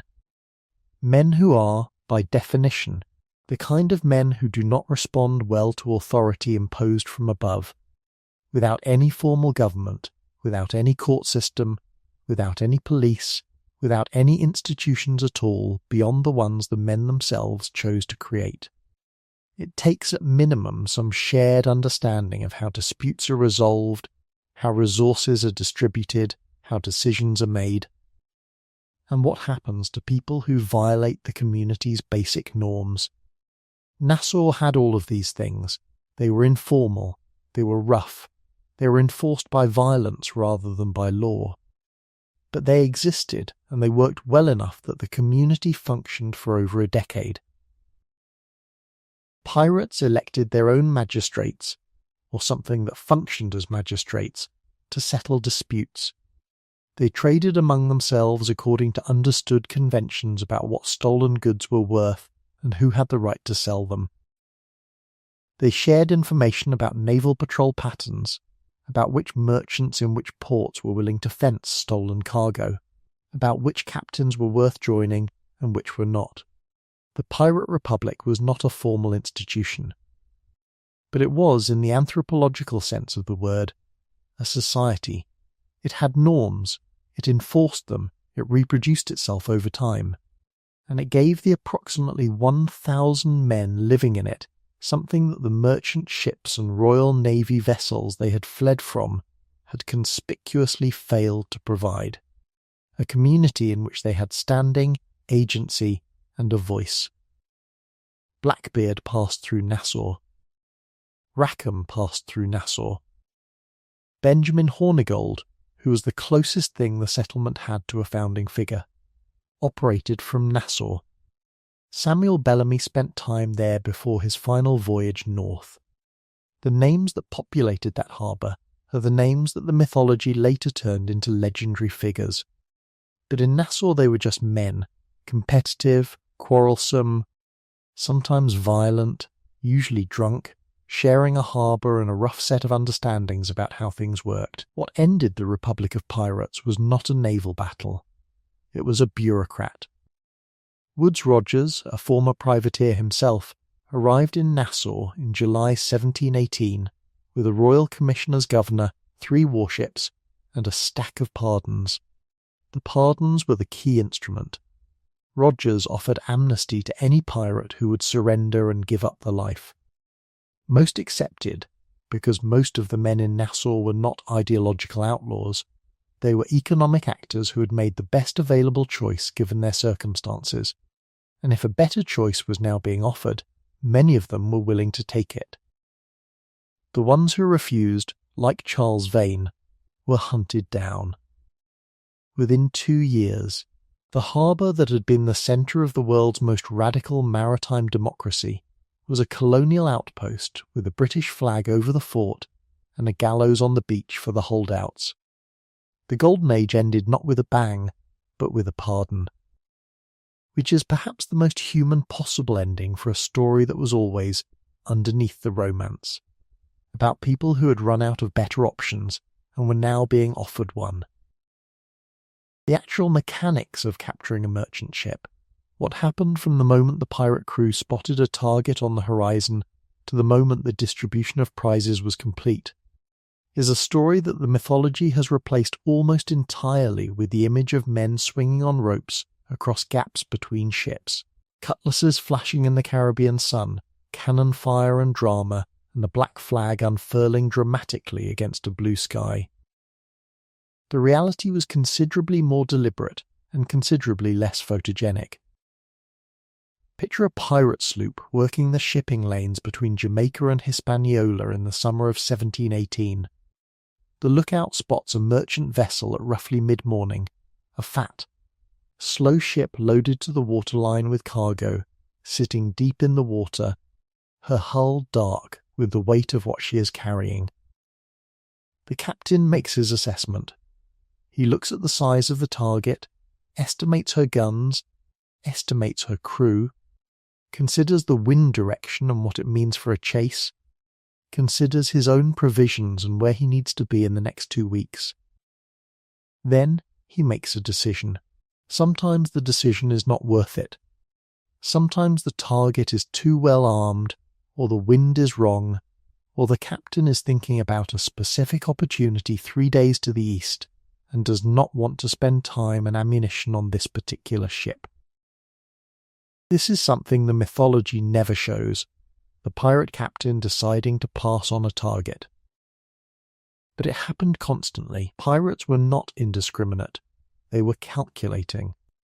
When the decision to pursue is made, the approach is typically not a dramatic charge, but a careful positioning. The sloop is faster than the merchant vessel. That was one of the primary criteria for selecting a pirate vessel in the first place, speed above almost everything else. And the captain uses that speed to get into a position where he controls the engagement. Upwind, ideally, within range to fire across the target's bow. And then the flag goes up. The flag was the first weapon, and often the only one that needed to be used. The Jolly Roger, the skull and crossbones, or one of its many variations because individual pirate captains often flew distinctive versions, was a specific communications device. It said, very clearly, this is a pirate vessel, and what happens next depends entirely on whether you choose to cooperate. The flag was not primarily about intimidation in the cinematic sense. It was about information. It was telling the merchant captain, you now know what this is and what your options are. Your options are to fight, to run, or to surrender. The pirates are hoping you will surrender. They would prefer not to destroy what they are trying to capture. Most merchant captains surrendered. This is one of the facts that the mythology finds least useful and has therefore most thoroughly suppressed. The vast majority of pirate captures during the Golden Age were bloodless or nearly so. The merchant captain looked at the black flag, looked at the guns pointing at him, did the arithmetic of his situation, and struck his colours. Resistance was rare because resistance was irrational. The crew of a merchant vessel, ordinary sailors working for wages who had no personal stake in the cargo they were carrying, had no compelling reason to die for the shareholders who had hired them. The cargo was insured, or it wasn't, but either way it was not the sailors' property. Fighting a pirate crew meant dying or being maimed. Surrendering meant, usually, being released eventually with your life and your personal effects. What happened after surrender is where the mythology gets closest to something real, and also where it most distorts what it is showing you. The prize crew would board the captured vessel. The quartermaster, elected, remember, specifically to keep the process honest, would begin the inventory. This was methodical work. Barrels were opened, cargo holds were assessed. Navigational instruments were identified and set aside for the captain's use. Personal effects of the merchant crew were, theoretically, not touched. Many pirate articles specifically prohibited theft from individuals. The cargo, whatever the ship was carrying, was assessed for value and transference. And what was the cargo? Here is where the mythology of gold and jewels runs headlong into the reality of Atlantic trade. The overwhelming majority of merchant vessels sailing the Caribbean in the early 18th century were carrying sugar, or molasses, or tobacco, or indigo, or cloth, or salt beef, or rum. These were the commodities that moved through the Atlantic economy in the largest quantities, and they were the commodities that pirates encountered most often. A hold full of sugar was genuinely valuable. Sugar was the wealth of the Caribbean plantations that drove the colonial economy, but it was not easy to distribute among a crew of 60 men, and it was not easy to sell in a port without a willing and discreet buyer. A holdful of cloth was valuable but not liquid. Rum was liquid in the most immediate sense and could be used directly. The captures that produced coins and jewels and precious metals, the ones that came closest to what the mythology promises, were a small fraction of total pirate captures. They happened. The Whydah was full of such things when she went down, because Bellamy had spent 14 months accumulating the proceeds of more than 50 captures, and the accumulation naturally included some of the rarer prizes. But as a description of a typical pirate haul, the treasure chest of gold coins is almost entirely fictional. What the distribution actually looked like, on a typical day after a typical capture, was rolls of cloth being divided among men who needed clothing and could trade the excess. Barrels of salt beef being assessed and rationed. Whatever coin was aboard being counted carefully and distributed according to the articles. Navigational instruments going to the captain. Personal weapons from the captured crew going into the general pool. Food.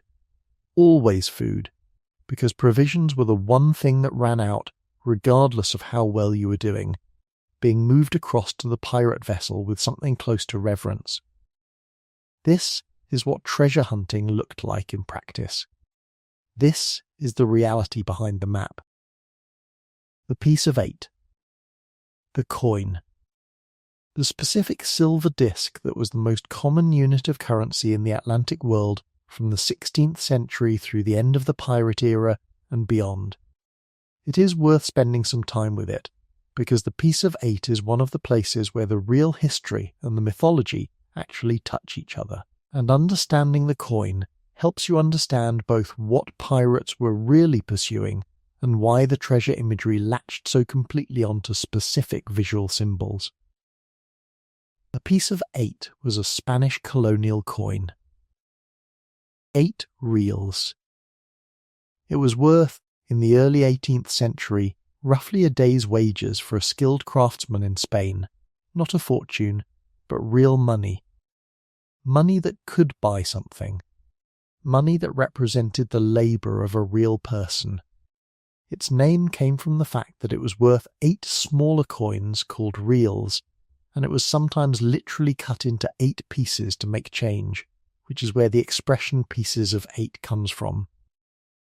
A quarter of a piece of 8, 2 reals, was a bit, and 2 bits was a quarter. which is why Americans still say 2 bits to mean 25 cents 300 years after the Spanish colonial monetary system that generated the phrase became obsolete. These coins were made at mints in Mexico City and Lima and Potos, and the silver that went into them came from the mines that the Spanish colonial system operated at an enormous human cost. The Potos mines in what is now Bolivia were producing, at their peak, more silver than the rest of the world combined.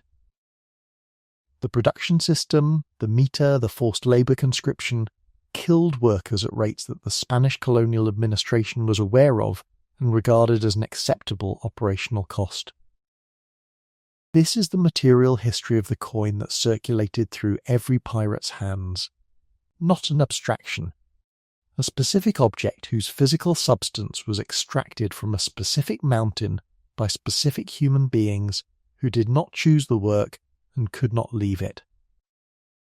When a pirate crew distributed their prize money on the deck of a captured ship, what they were distributing was these coins, among other things.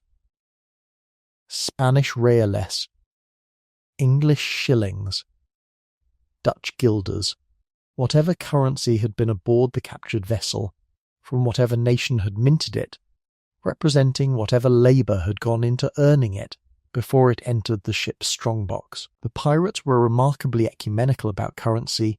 They took whatever was there and distributed it regardless of national origin, which was itself a small but telling expression of the cosmopolitan nature of the pirate community, which included men from England and Ireland and Scotland and West Africa and the Caribbean and Central America and the Indian Ocean world, and which in practice treated no national currency as inherently superior to any other. The piece of 8 became the visual symbol of pirate treasure, the specific coin that the mythology seized on, that appeared in Stevenson's novel, that the pirates in Treasure Island sing about, for reasons that have more to do with the economics of Atlantic trade than with any specific romanticization. It was simply the most common currency. It was everywhere. Every merchant ship carried some. Every port in the Atlantic world accepted them. They were in the most practical sense the liquid medium through which the Atlantic economy ran, and the pirates, who were raiding the Atlantic economy, accumulated them in whatever quantities their luck and their speed and their tactical skill allowed.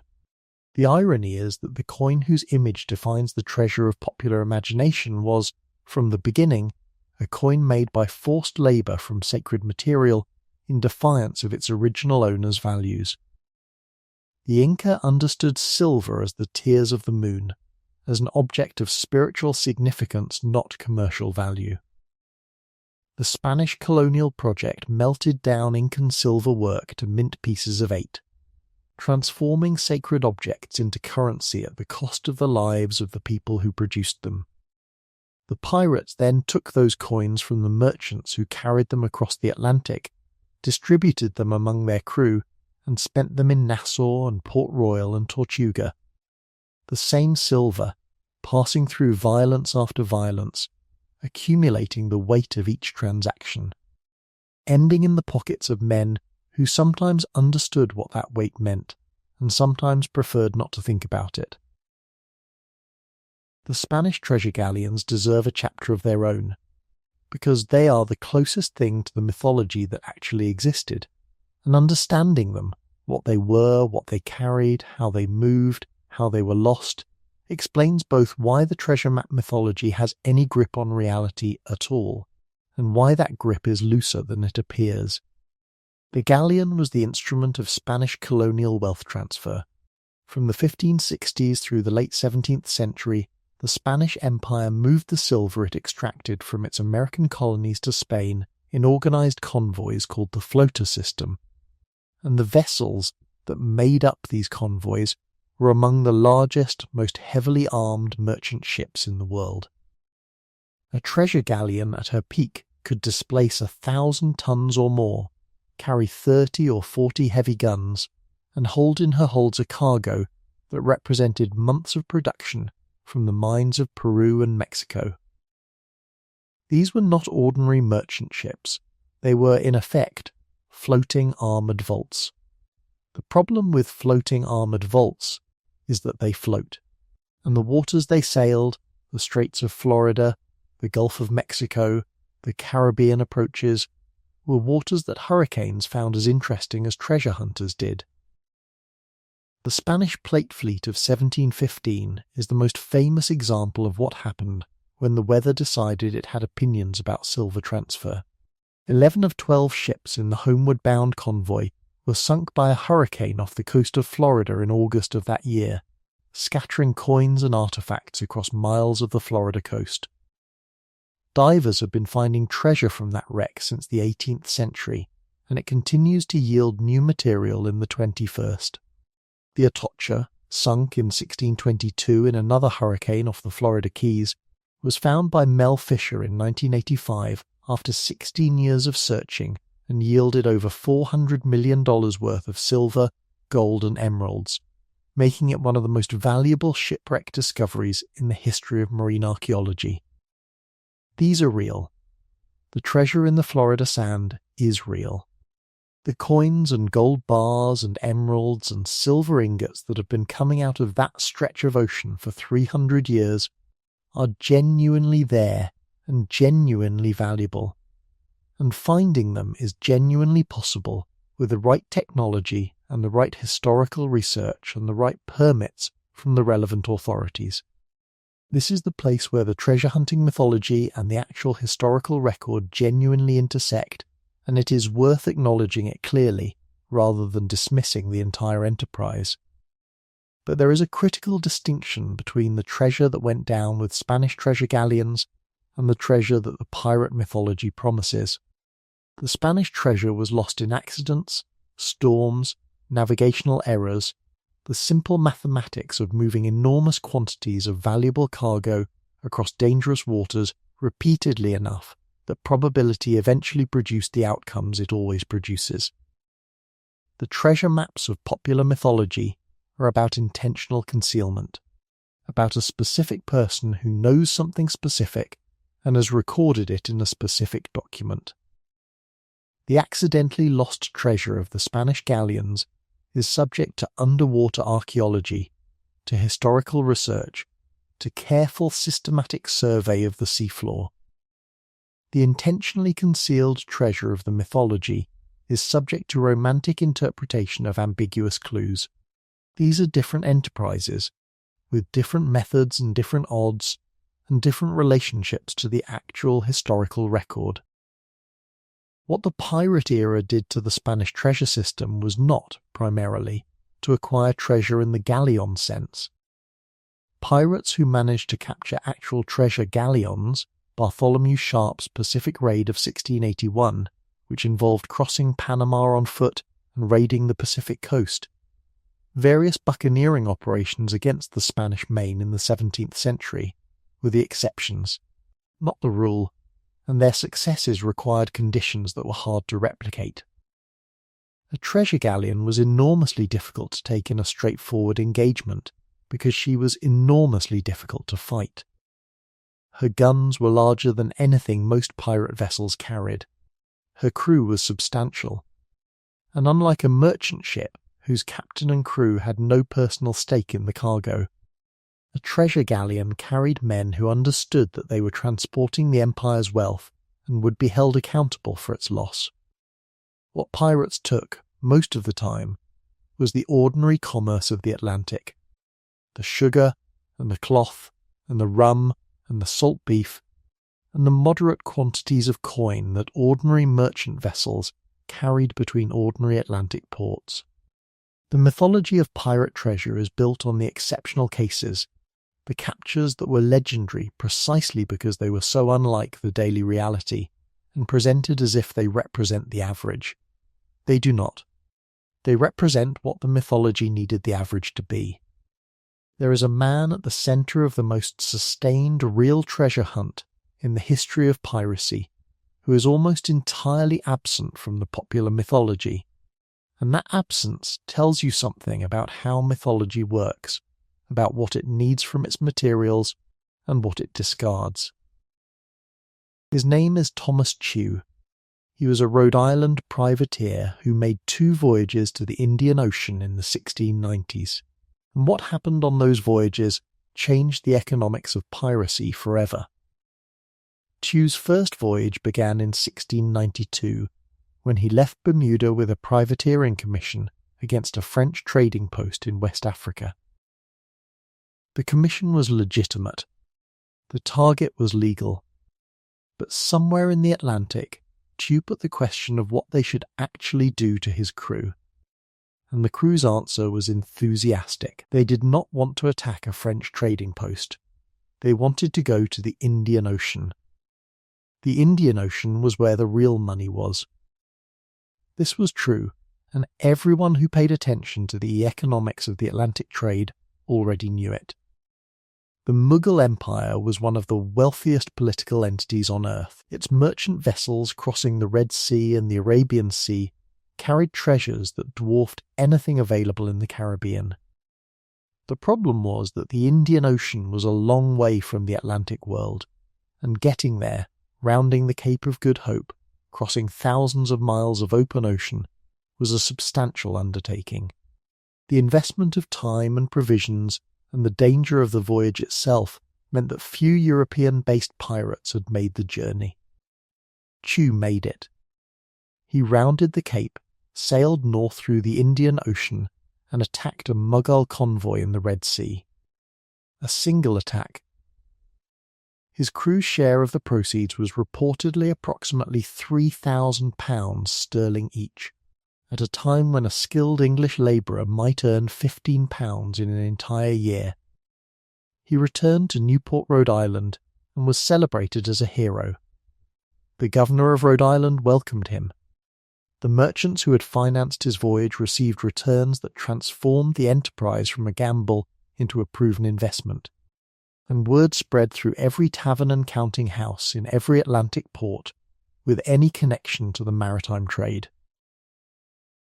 Chew died on his second voyage in 1695, killed in a Red Sea attack, a reminder that the Indian Ocean was not without its own dangers, and that the men whose treasure ships Chew was raiding were not without defenders. But the route he had demonstrated was real, and the wealth he had proved was accessible was real, and the men who followed him formed one of the most extraordinary networks of long-distance criminal enterprise in the history of the pre-modern world.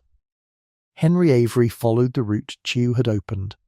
William Kidd was sent to disrupt it and became entangled in it. The trade that moved between Madagascar and the Red Sea in the last decade of the 17th century represented the actual pinnacle of pirate wealth accumulation.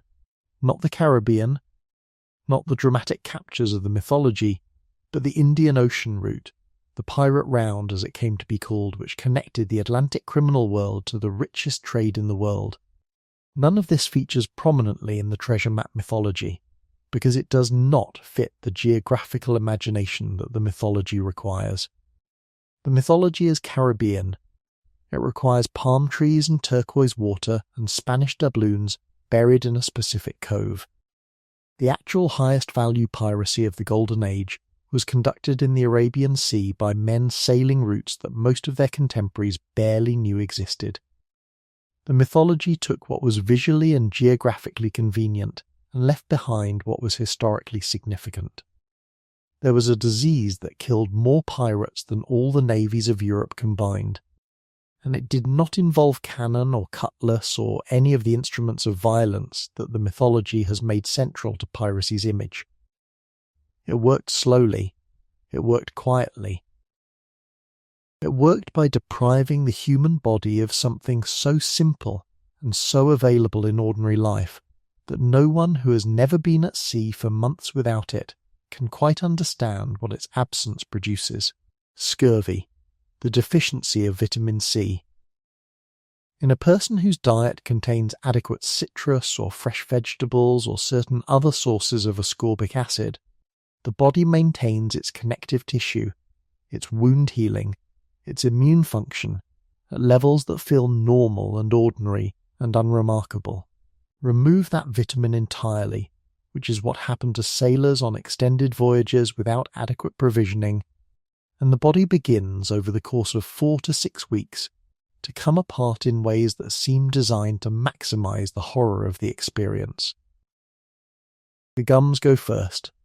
They swell, they bleed, they begin to soften in a way that makes eating difficult, and then painful, and then nearly impossible. Old wounds reopen, healed wounds from months or years ago, wounds the sailor may have forgotten about, suddenly reopening as if they had just been received. The skin bruises from the lightest contact.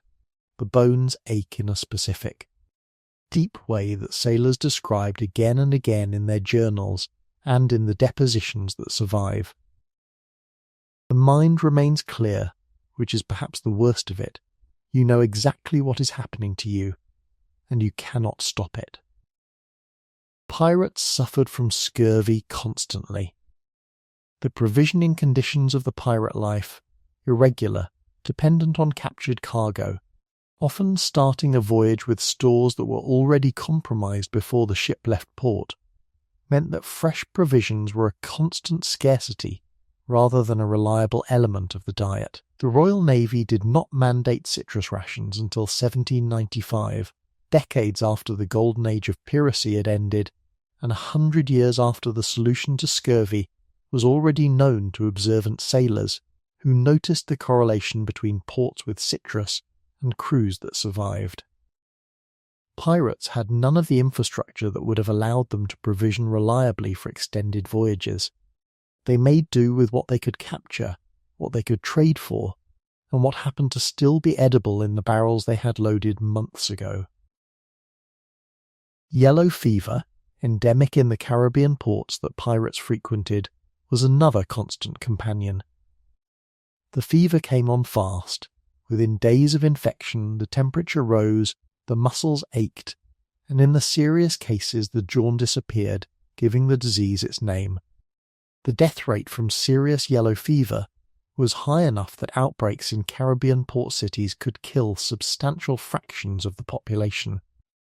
Pirates who spent time in Nassau, in Port Royal, in Tortuga, in any of the ports that served as the operational hubs of the Golden Age, were exposed regularly. The disease did not distinguish between pirates and merchants, between colonial officials and common sailors. It killed indiscriminately and frequently. And then there was the irony that the ocean itself, which was in many ways the healthiest environment available to a pirate, where the isolation from populated centres reduced exposure to the diseases that concentrated in cities, where the constant physical work maintained a degree of fitness, where the specific regime of provisioning at sea sometimes accidentally provided nutrients the diet at port lacked, gave way when the ship made harbour to something far more dangerous than the open water. Pirate ports were disease ecosystems. Thousands of people from dozens of different disease environments arriving constantly, each carrying pathogens the others had no immunity to. Yellow fever and typhoid and syphilis and the various diarrheal diseases that followed poor water sanitation. A crew that had been remarkably healthy at sea, surviving months of difficult conditions through a combination of luck and the specific epidemiological advantages of isolation, could be devastated within 2 weeks of arriving in port. This happened. Regularly, it was one of the baseline conditions of the life. None of this appears in the treasure map mythology. The mythology gives pirates rum and adventure. The history gives them scurvy and yellow fever and a 2-year average career. Both are true. But only one is what the culture chose to remember. The question of what happened to the pirates who survived, the ones who were not hanged, were not lost in storms, were not killed in combat, but who simply aged out of a career that was never designed to last more than a few years, is one of the most genuinely interesting and genuinely unanswered questions in the history of the Golden Age. Some of them accepted the pardons that the colonial governments periodically offered as instruments of piracy suppression. Woodes Rogers's 1718 pardon, which he brought to Nassau along with his royal commission as governor, was taken up by a significant number of the pirates who had been using Nassau as their base. They surrendered, signed the documents, and transitioned to something like legitimate life. What that life looked like for former pirates is sparsely documented. Some became merchants, using the knowledge of trade routes and commercial networks they had accumulated during their careers in ways that the legitimate economy could accommodate. Some became sailors again, on merchant vessels, bringing skills and experience to legitimate employment that they had developed in illegal service. Some simply disappeared into the ordinary life of the Caribbean colonies, which were large enough and diverse enough that a man with no particular reputation could find a way to exist without anyone asking too many questions about where he had been for the past 5 years. A smaller number went home to England or Ireland or Scotland or Wales.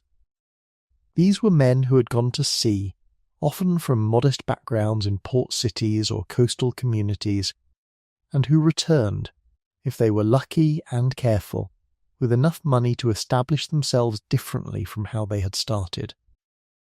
Not wealthy, not dramatically transformed, but perhaps with enough capital to set up a small trade, to buy land, to marry, to become the kind of respectable person they had never been able to be before.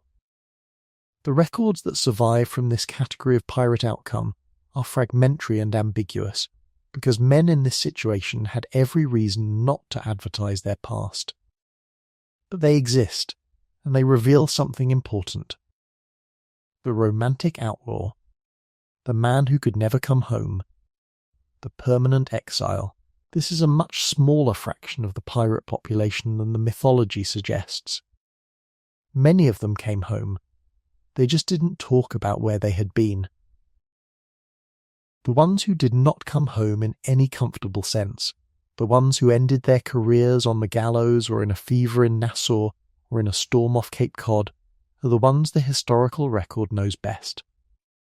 Because their endings generated documents, trial records, death certificates, naval dispatches reporting the elimination of a known pirate, the pirate as folk hero, as romantic outlaw, as the man who cannot be caught. This figure is constructed largely from the outcomes that were dramatic, because the dramatic outcomes are the ones that produced written evidence. The ordinary outcomes, the quiet returns, the mundane endings to careers that had been extraordinary, those are mostly lost, which is perhaps the most human thing about the whole story. The mythology wants the endings to be dramatic, because dramatic endings make better stories. But most people's lives end quietly, even lives that were not quiet.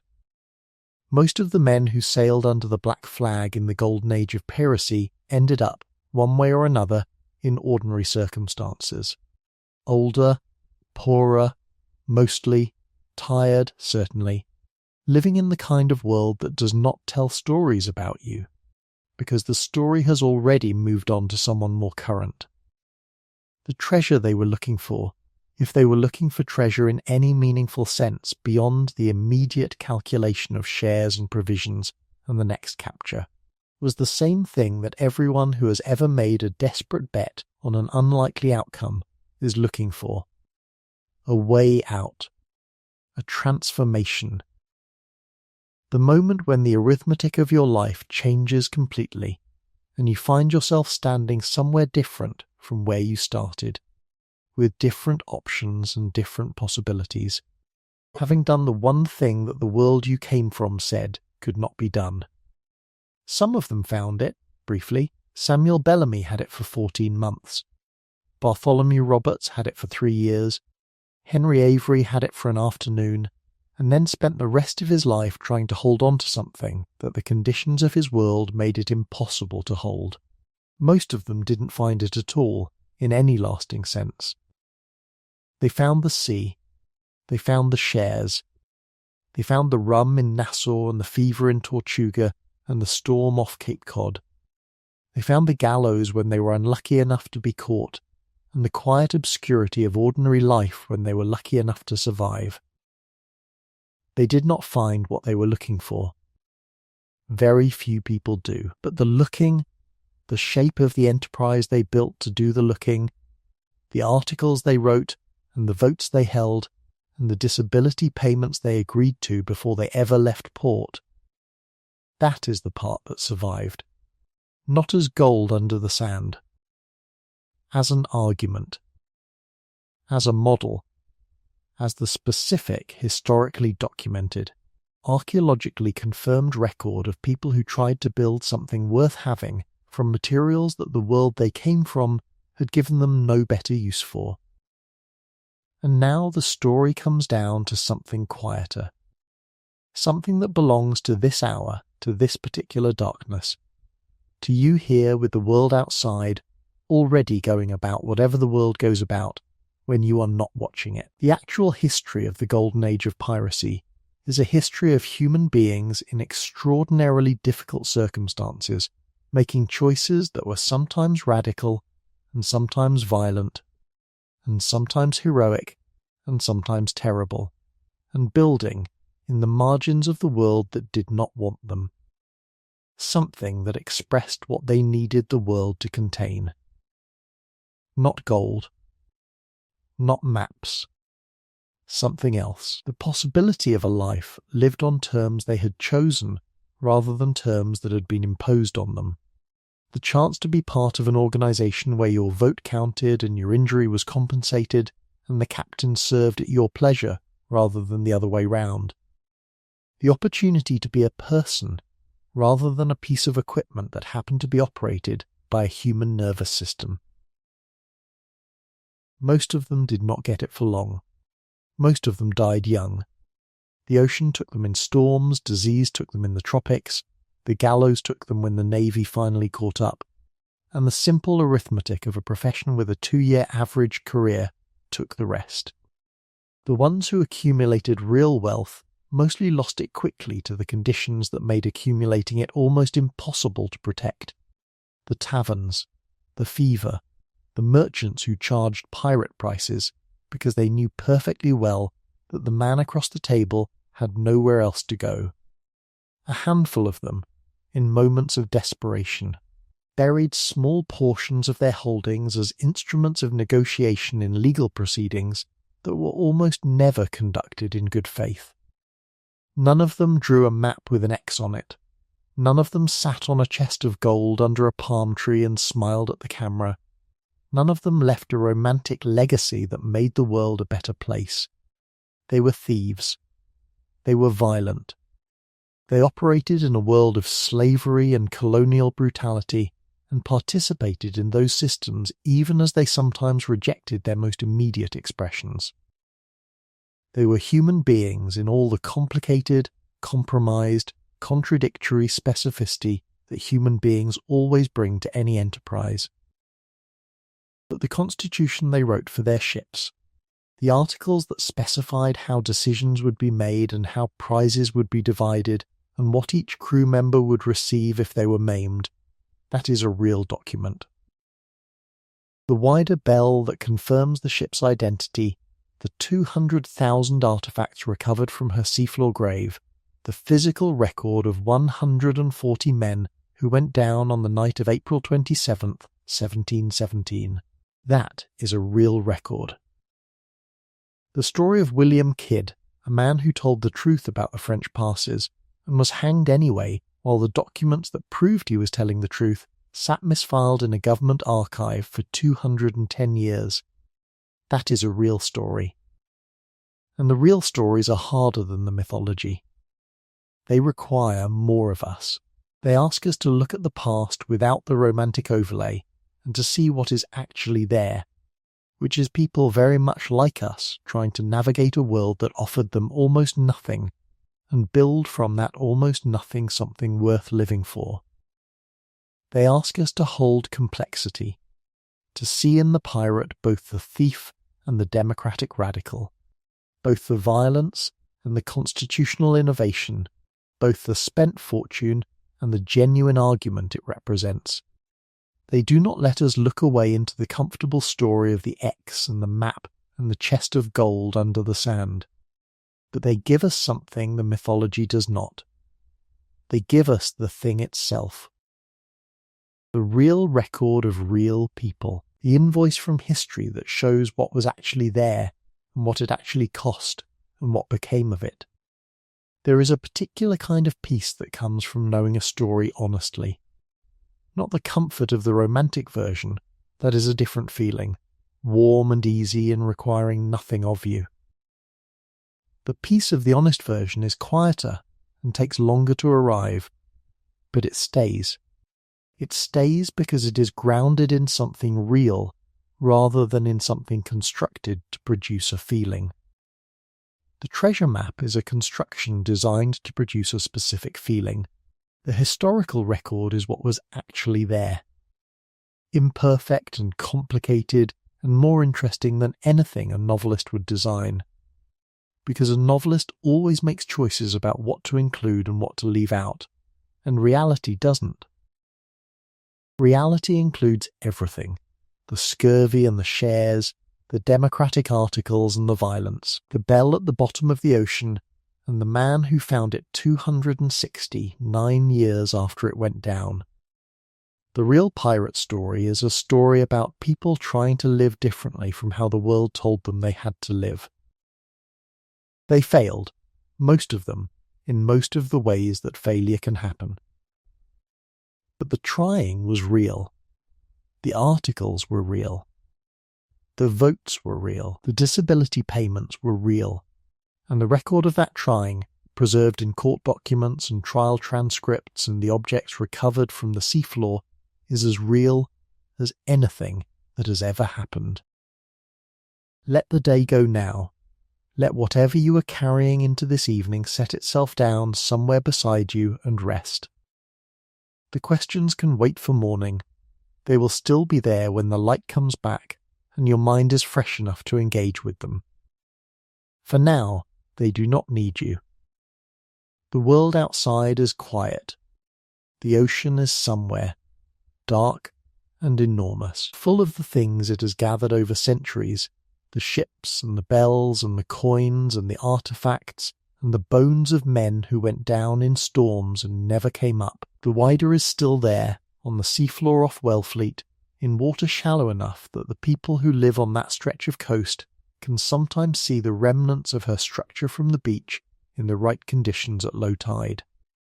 She has been there for 308 years. She will be there long after anyone who is alive tonight has finished their story. None of it is marked with an X. None of it is waiting to be found by the person with the right document and the right dotted line leading through the right jungle to the right spot. It is simply there, in the dark, under the weight of all that water, as real as anything has ever been, and as indifferent to being found as the ocean always is. The ocean does not keep things for you, it keeps things for itself, and sometimes, if the conditions are right, and the technology is available, and the historical research has been done carefully and patiently and honestly, some of what it keeps can be recovered. Not because there was a map. Because there was a bell with a name on it, and a researcher in an archive who was patient enough to find the right document, and a diver with the right equipment, and 300 years of sedimentation that preserved what the storm's violence did not destroy. That is how the real thing works. Not X marks the spot. Years of careful work and a great deal of luck. Let your breathing slow now. Let the thoughts that were moving through you when you started this journey find their way to something quieter.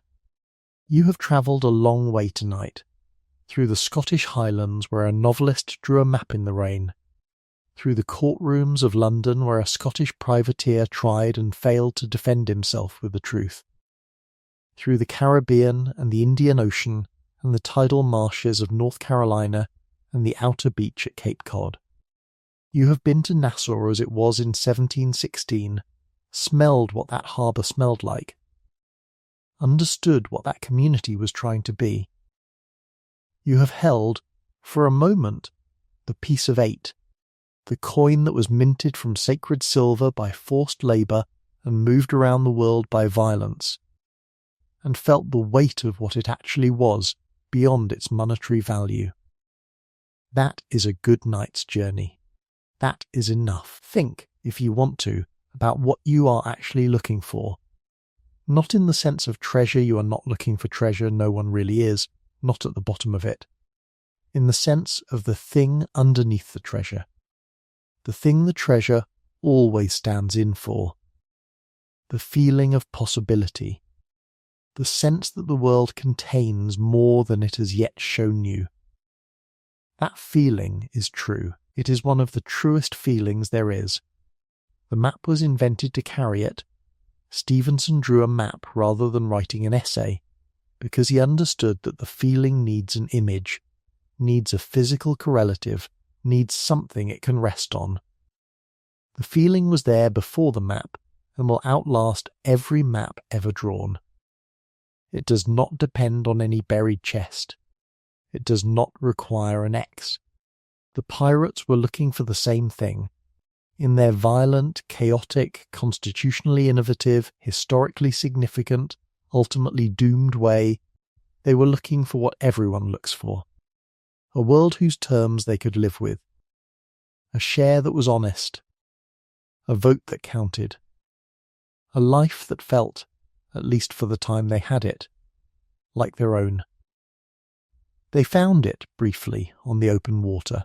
Nassau held it for 12 years. The articles held it for as long as each ship sailed. The distribution on the deck of a captured prize held it for the hours it took to count out the shares. And then the world that had always been stronger than they were came for them, as it always does come for people who try to live on different terms, and it took most of what they had built. But not the record. The record survived. The articles are in the archives. The bell is in the museum. The court transcripts are in London, and the French passes that proved Kidd was telling the truth are in the Public Record Office, still waiting for whoever wants to read them. The history is there for anyone willing to sit with it in its actual form, rather than the form the mythology finds more comfortable. You don't need a map. You don't need an X. The real treasure, the complicated, human, historically documented, archaeologically confirmed real thing, was never buried. It was left in the open, in the record, in the objects and the words and the structures that the people who lived through the Golden Age left behind when they were done living through it. Let your eyes close. Let the images of the evening, the harbour, the storm, the deck, the bell, settle into something softer, something less defined, the way memories do when sleep begins to approach them and their edges start to blur. The ships are quiet tonight. The water is dark. The shares have been divided and spent and lost, and the men who divided them are long gone. But what they were trying to do, the shape of it, the argument it made, the record it left, that is still here. Sleep well tonight. The real treasure was never buried. The X was never on the map. The thing worth finding has always been the same thing, and it has never been underground. Good night.